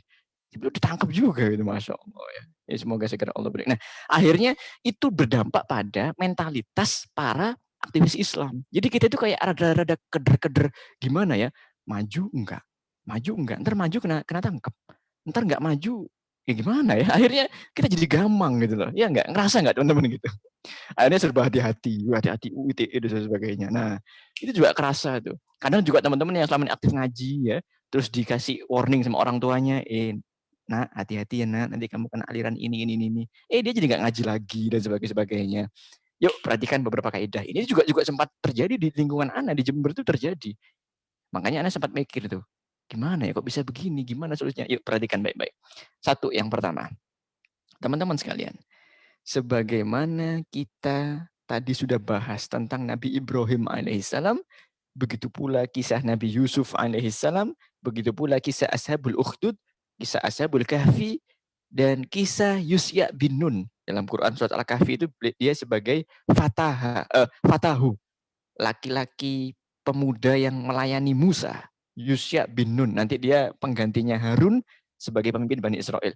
Semua itu menghadapi perjuangan yang tidak mudah di awal-awal kondisi kritis. Dan rata-rata memang yang mereka hadapi adalah rezim yang zalim. Rata-rata begitu. Nabi Ibrahim, siapa? Namrud. Kemudian Nabi Yusuf, siapa? Imra'atul Aziz. Ya, meskipun cuma imro'ah ya, cuman istrinya doang. Tapi kan dia orang berkuasa. Gitu kan ya. Terus kemudian Ashabul Kahfi, siapa? Dikyanus. Ashabul Ukhdud juga begitu, yang menghadapi dengan penguasa. Ashabul Kahfi tadi sudah. Yusya bin Nun ya, berhadapan dengan penguasa di tanah Palestina yang dijanjikan untuk Bani Israel saat itu ya, saat itu. Tapi karena mereka berkhianat, ya perjanjiannya udah putus sehingga mereka nggak berhak atas tanah Palestina lagi. Tapi dulu memang iya, kalau dulu iya. Nah, singkat cerita semua pejuang-pejuang itu senantiasa menghadapi kezoliman dan selalu hukum alamnya, hukum sejarahnya yang fix adalah siapa yang tegar, siapa yang teguh, dia yang akan dimenangkan oleh Allah Subhanahu wa taala. Makanya ada ayat yang bunyinya begini, wa qul ja'al haqqo wa zahaqal batil innal batila kana zahuqa. Telah datang yang hak dan kalah yang batil, sungguhnya yang batil ini akan sirna. Nah, jadi itu jadi penyemangat untuk kita bahwa di tengah konstelasi pertarungan opini publik di tengah-tengah umat hari ini, kita dengan segala resikonya harus berani menghadirkan suara-suara kebenaran, sautul haq, gema kebenaran harus dihadirkan. Karena apa? Ayat ini ada janjinya. Memang benar, yang batil itu dijanjikan oleh Allah selalu kalah. Tapi ada kaidah kausalitasnya, ada sebab-sebabnya. Apa? Wajah al-haqqo, jika yang datang itu, yang benar itu udah datang, suara al-haq itu udah hadir, sudah ja'a, maka berlakulah janji Allah, wazahaqal batil. Yang batil ini akan kalah. Tapi ingat, kalau yang hak gak datang-datang, kalau yang hak sembunyi-sembunyi aja, kalau yang hak cuma takut-takut, sembunyi-sembunyi, malu-malu, kucing aja gak malu-malu, imut-imut dia menampilkan gayanya. Apalagi yang hak gitu loh. Kalau yang hak tidak hadir, kalau yang hak belum ja'a, maka janji Allah, jangan tagih janji Allah untuk berlaku. Kita yang harus memenuhi kaidah kausalitasnya. Contoh, kapan kezoliman Namrud itu berakhir? Di saat Nabi Ibrahim berani menyuarakan oposisinya terhadap praktek penyembahan berhala. Kapan kezoliman pemimpin-pemimpin Quraisy jahiliyah berakhir? Ketika Nabi Muhammad berani di garda terdepan dengan segala risikonya menghantarkan dakwah Islam kepada masyarakatnya. Kapan kezoliman Fir'aun itu tumbang? Saat Nabi Musa alaihissalam berani mengakomodir kekuatan Bani Israel dengan ide-ide kebenaran. Itu kaidahnya. Nah, tapi kalau cuman ya takut-takut sembunyi Ustaz, ini aduh daripada ditangkap Ustaz, anak masih jomblo, belum nikah Ustaz. Aduh, gimana ya nanti anak gak nikah-nikah gimana Ustaz? Nanti di penjara nikahnya kan gak seru dan sebagainya. Ya Allah, emang ente kira yang jomblo ente doang? Al-Imam Muhyiddin Abi Zakaria Ibn Yahya Ibn Syaraf An-Nawawi. Imam Nawawi coba. Imam Nawawi itu punya jarah. Ulama top. Beliau munfarid, ya single sampai akhir hidupnya. Enggak, tapi beliau bukan tabatul ya. Beliau bukan menyengaja jomblo. Ya beliau full hidupnya untuk umat, untuk perjuangan. Qadarullah udah meninggal duluan. Tapi bukan menyengaja jomblo. Ya taruh boleh lah. Ya silahkan. Tapi ya tolong jangan sampai mengendorkan perjuangan. Oke, berikutnya. Yang kedua, gini, memang kadang kita itu dalam berjuang juga harus pakai kaidah keramacan. Apa? Keramacan. Kerja rapi, main cantik. Nah itu, kita harus pakai itu. Karena diajar oleh guru-guru anak, ya militan sih militan, tapi antum itu harus keramacan. Kerja rapi, main cantik. Karena sebagaimana akwalnya Sayyidina Ali bin Abi Thalib, dia mengatakan, hakun bila nizam yaghlibuhu batilan binizam. Kebenaran yang tidak well organized, kebenaran yang kocar-kacir, kebenaran yang tidak diarahkan dengan benar, dia akan terkalahkan oleh kebatilan yang well organized.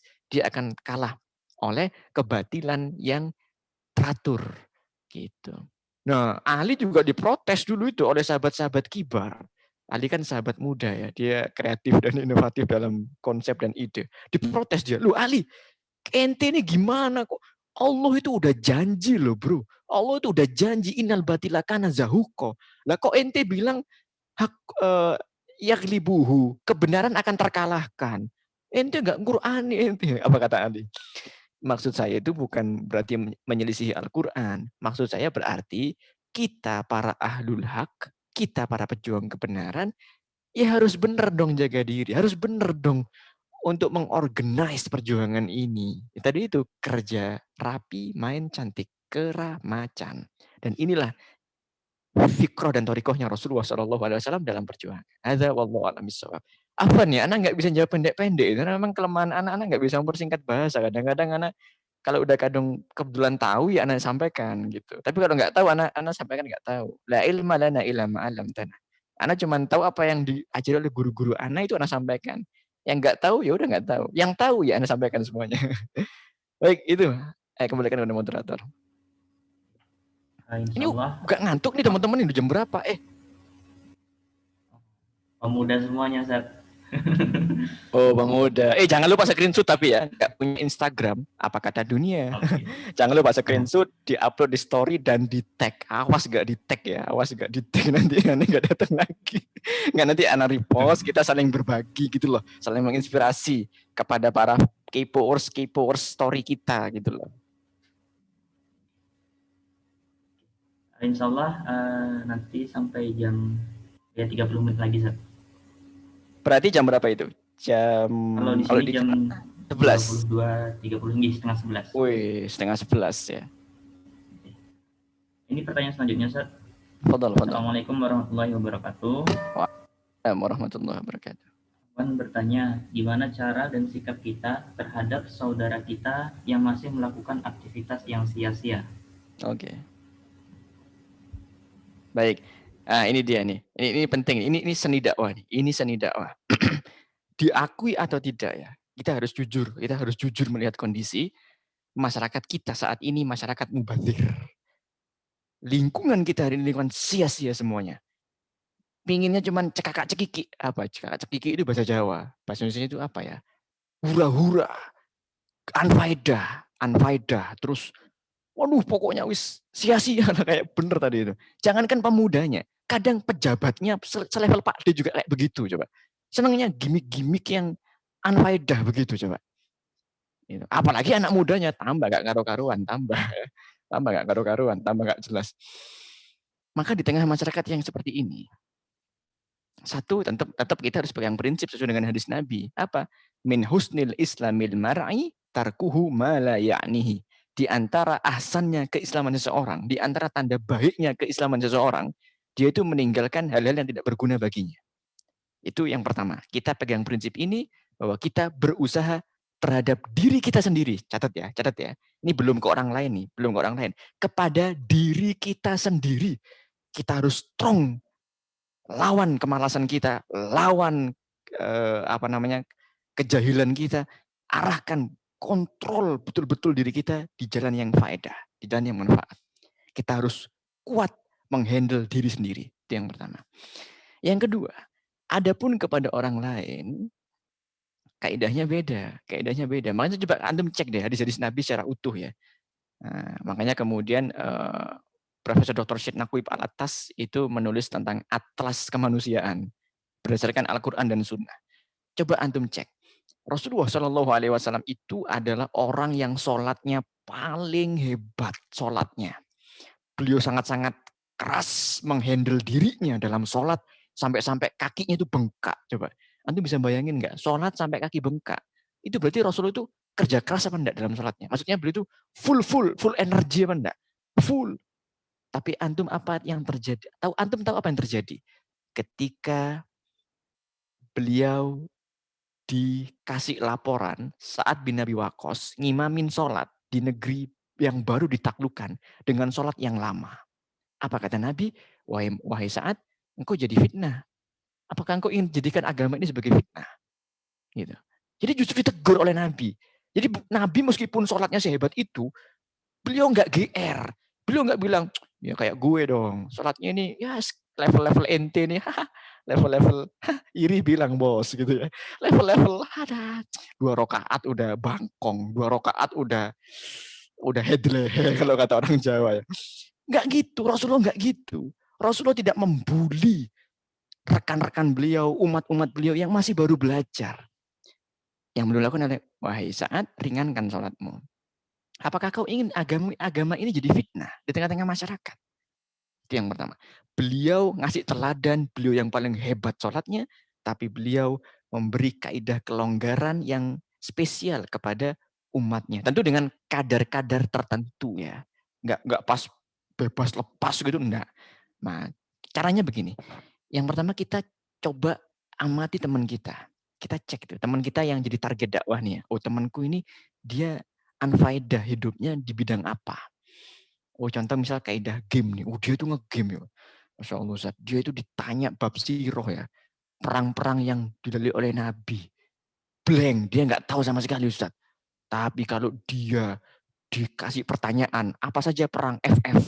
Nah, apa itu? FF itu singkatannya dari apa? FF. Anda juga baru tahu tadi siang tuh ada meme FF. FF itu game perang gitu ya. Dia hafal, Ustaz.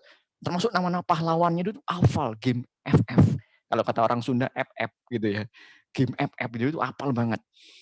Oke, dia unfaedah hidupnya di game. Antum amati. Oke, dia kecanduan game. Yang pertama setelah kasih penyadaran, disentuh akidahnya, dibenahi pemikirannya. Yang kedua, ketika dia berat banget untuk tinggalin total, antum kasih dia game alternatif yang islami. Apakah ada? Ada. Game anak kecil itu yang alif bata, nyocokin alif bata itu ya. Yang lurus namanya alif ya, tolong cocokkan ini kayak Dora the Explorer gitu ya. Tapi kemudian itu ada challenge-nya gitu. Coba alihkan dia kepada kesenangan-kesenangan lain yang membuat dia itu lupa kepada kecanduan gamenya. Ya itu nggak harus game dengan game sih. Ana punya teman di Jepang, dia itu bikin aplikasi game Islami, game jihad. Ya meskipun ada titik kritisnya ya. Game meskipun jihad, kayak semacam kalau dulu itu apa yang perang antara peradaban itu. Nah, tapi itu ada Turki Utsmani ya, ada Abbasiyah gitu-gitu itu. Dia bikin aplikasi game jihad itu. Tapi adiktif juga, itu adiktif juga loh, itu bisa bikin kecanduan juga.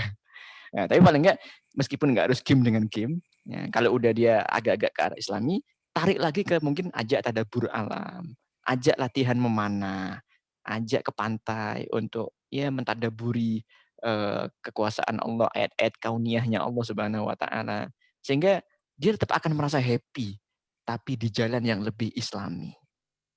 Hadza wallahu a'lam bishawab. Ya, saya kembalikan kepada moderator. Ini yang baru gabung jangan lupa tadi. Tahu admin ya, di screenshot, di upload di story IG dan jangan lupa di tag.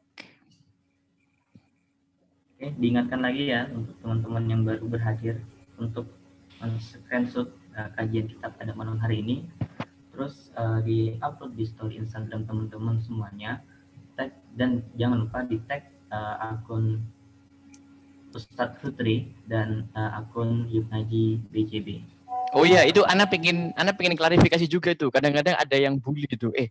Ente nih kok GR banget sih? Apa? Mengustadkan diri sendiri. Masa aku namanya @ustadzhutri? Waduh. Gini, Ana ingin klarifikasi ya. Yang pertama, itu yang bikin akun itu murid Ana. Namanya Akhi Nuzur. Dia kuliah S2 di Malang sekarang. Dia sempat ke Aceh juga. Nah, dulu sebelum dia berangkat, dia di Jember kuliahnya, dia yang bikinin. Ana nggak tahu sama sekali Facebook itu apa, Instagram nggak apa. Ana nggak gaul dulu gitu ya. Sebelum bikin majelis gaul, Ana nggak gaul. Nah, kemudian dibikinin sama dia. Nah, karena dia daris Ana, dia murid Ana, ya dia manggil Ana ya Ustadz. Kemudian dia bikinin akun itu. Tuh. Terus yang kedua, secara harfiah, Ustadz itu artinya subjek yang melakukan ditazkir, yang memberikan tazkiroh.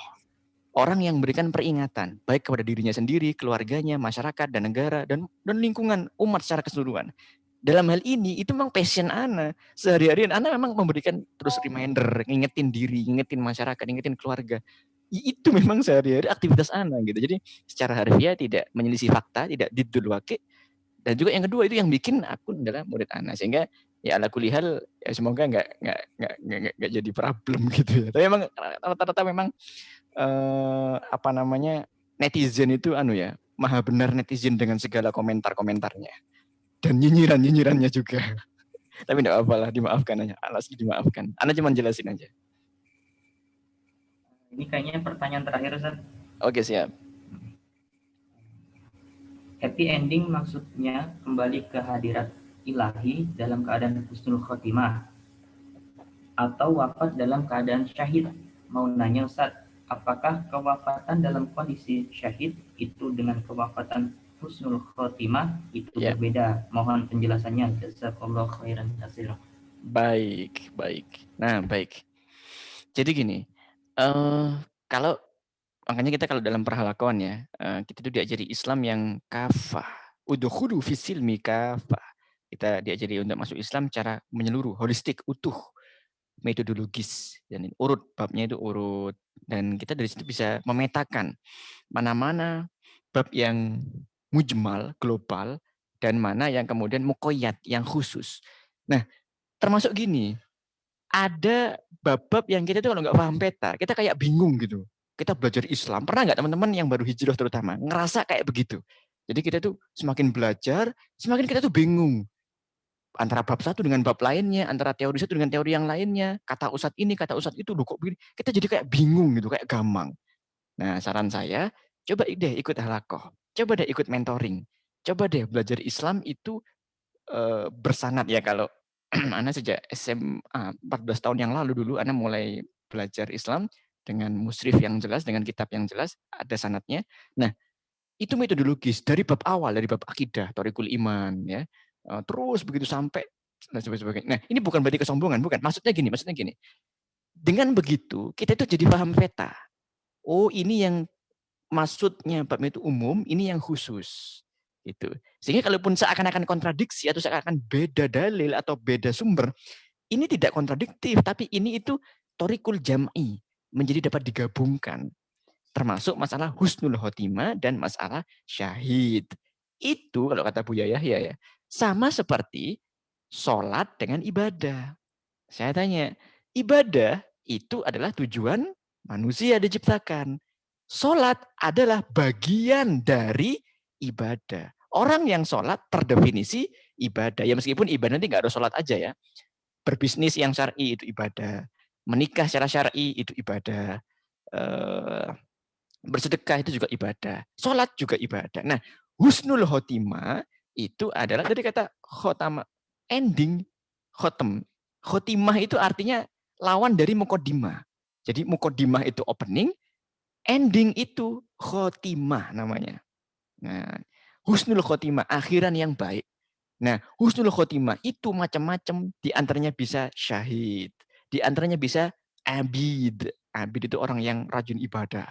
Meskipun dia tidak terjun ke medan jihad misalkan. Ya, tapi kalau nanti medan jihad itu wajib karena Amirul Mukminin atau khalifah, ya meskipun abid ya juga harus terjun lah. Tapi karena uzur mungkin karena uzur atau mungkin karena dia pelajar sehingga dia boleh nggak jihad, ya itu oke lah abid. Tulab itu ya para pembelajar, para penuntut ilmu itu juga berjihad loh dia. Dia juga terjamin husnul khotimah. Terus kemudian makanya man salaka thoriqan yaltamisu fihi ilman sahalallahu lahu thoriqan ilal jannah gitu. Nah, jadi ada banyak ya, husnul khotimah, ada banyak jalan menuju husnul khotimah, di antaranya syahid. Apakah orang yang syahid husnul khotimah? Ya. Tapi apakah orang yang husnul khotimah harus mesti syahid di medan jihad? Iya, enggak harus. Di antaranya iya, gitu.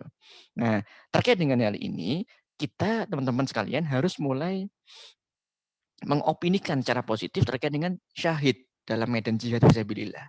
Karena di zaman-zaman buzzer RP yang nggak genah kayak hari-hari ini, itu image-nya jadi kayak ngeri gitu loh. Jadi, syahid. Itu bukan mati syahid, tapi itu mati sangit gitu. Waduh, ada kan nyinyiran-nyinyiran gitu kan? Ya, dari abu-abu CS gitu ya. Nah, jadi kadang itu mungkin kalau bagi kita yang sudah ngaji, enggak usah, itu kan cuma nyinyir. Tapi bagi adik-adik kita yang SMP, yang SD, kalau nggak kita counter opini itu, kalau nggak kita blow up energi positif dari dalam jihad fisabilillah, meraih syahid, meraih syahada, menjadi syuhada, itu bisa-bisa mereka akan fobi, takut kepada syariat jihad. Padahal negeri ini merdeka gara-gara syariat jihad.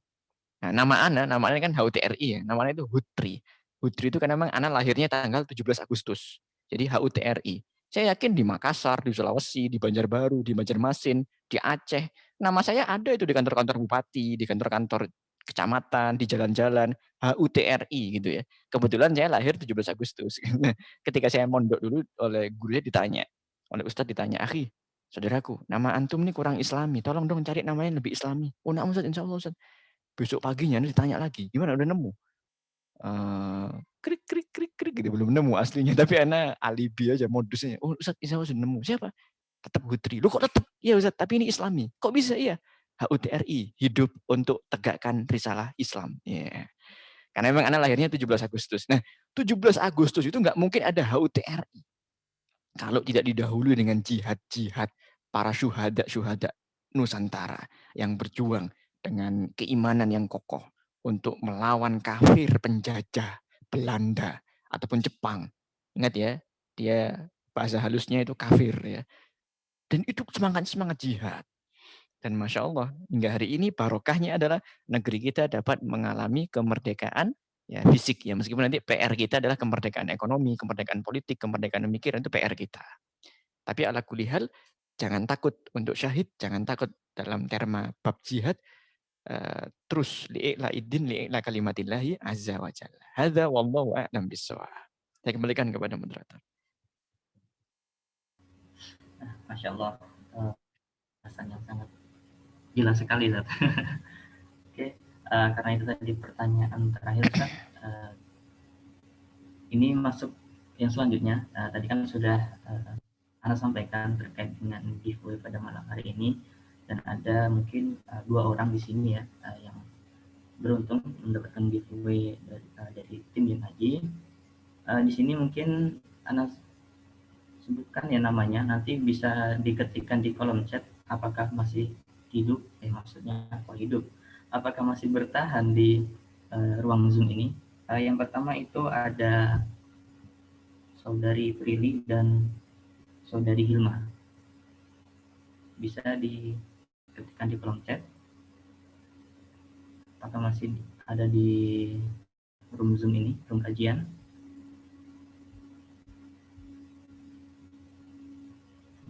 Oh iya, Prilly masih ada. Terus Hilma.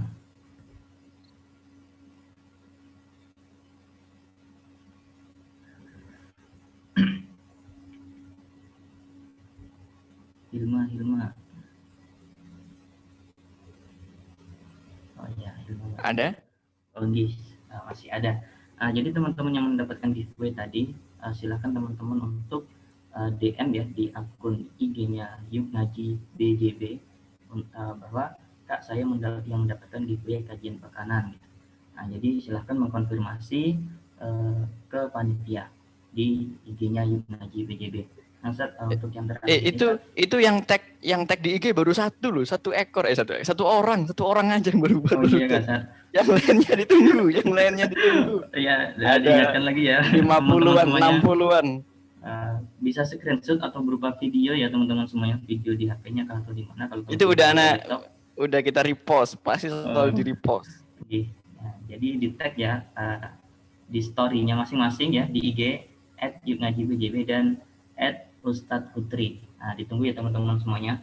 Ya, untuk selanjutnya Ustadz ini minta doa Ustadz dari Pian yang mungkin khusus dari kami di Kalsel akhir-akhir ini hujan Ustadz, musim hujan, dan beberapa tempat yang mungkin sebelumnya tidak pernah kena banjir di tahun ini terdampak banjir Ustadz. Dan mungkin doa juga untuk Syekh Muhammad Ali Jaber dan mungkin teman-teman semuanya yang ada di sini agar tetap istiqomah sehingga nanti di kehidupannya itu dapatkan happy ending yang bahagia.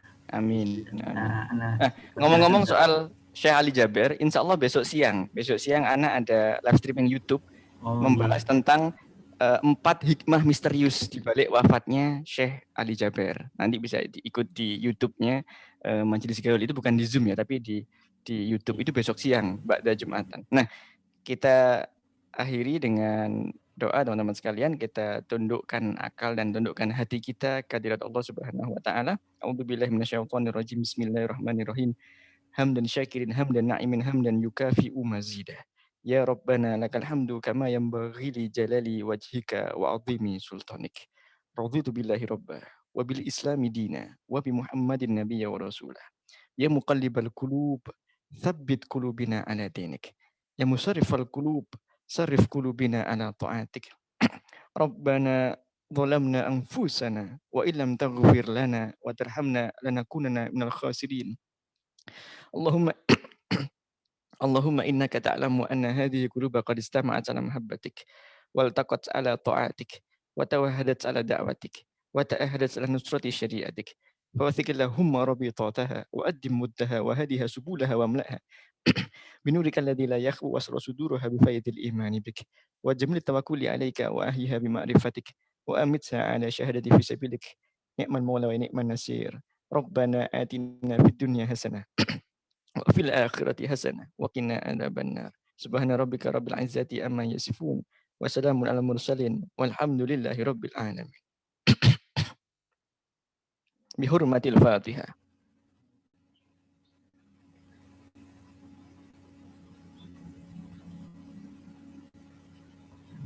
Oh ya Ustaz, ini ada yang nanya Ustaz, YouTube-nya dikirim saja YouTube-nya Ustaz. Waduh, Ana juga lupa nama YouTube-nya apa. Yang ngelola teman-teman itu.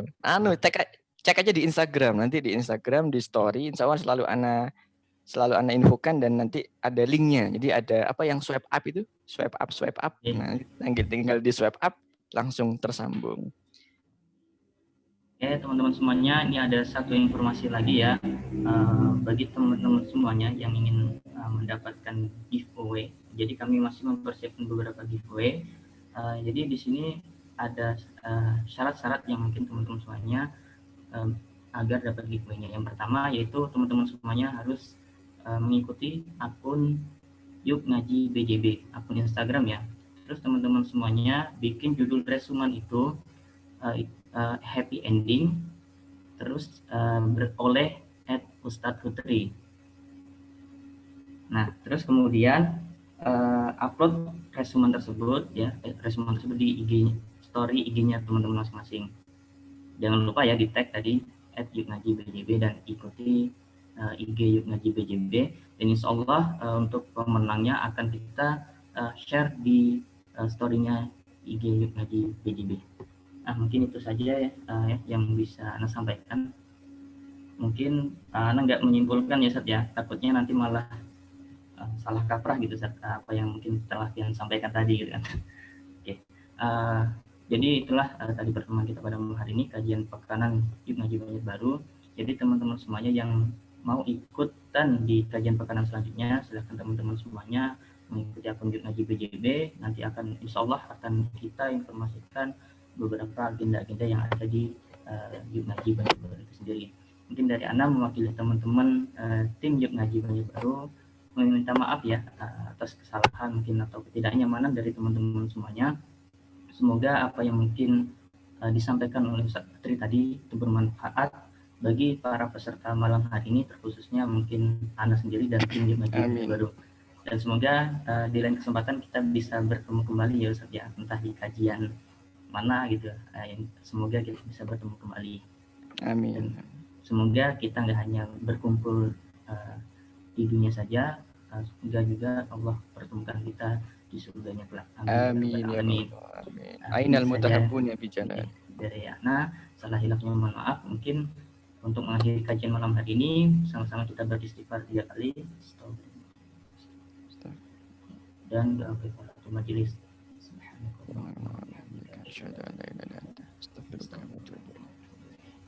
Ya teman-teman semuanya, sampai ketemu di pertemuan selanjutnya. Assalamualaikum warahmatullahi wabarakatuh. Waalaikumsalam warahmatullahi wabarakatuh. Jazakallah khairan Ustaz dan teman-teman semuanya. Waalaikumsalam. Ana izin live ya. Iya Ustaz. Mau ada record dulu.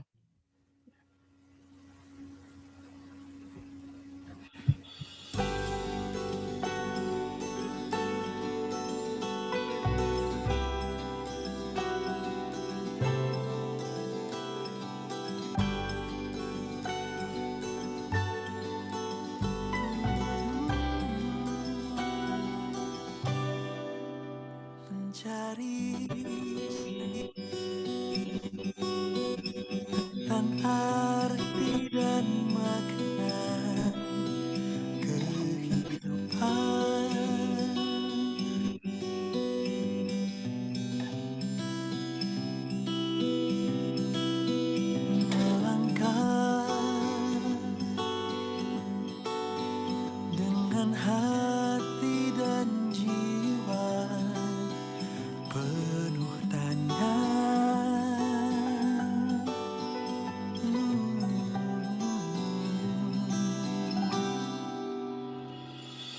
Dari mana,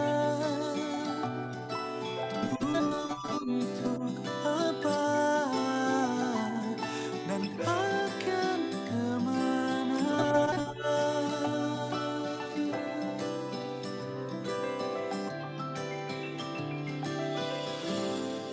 Hidup kita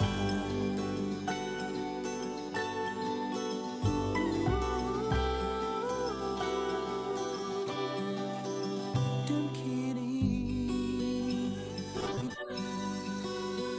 telah aku temukan jawabannya.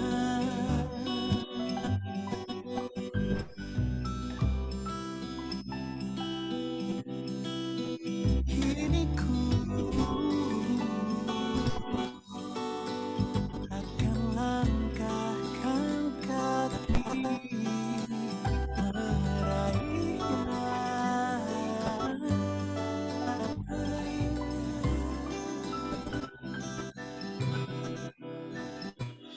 Di sinilah bahagia akan ku temukan.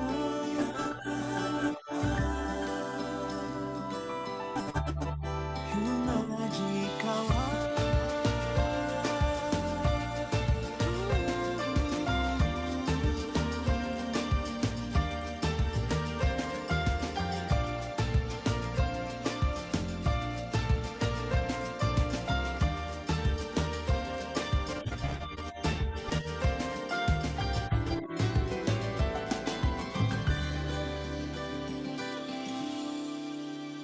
dan kini telah aku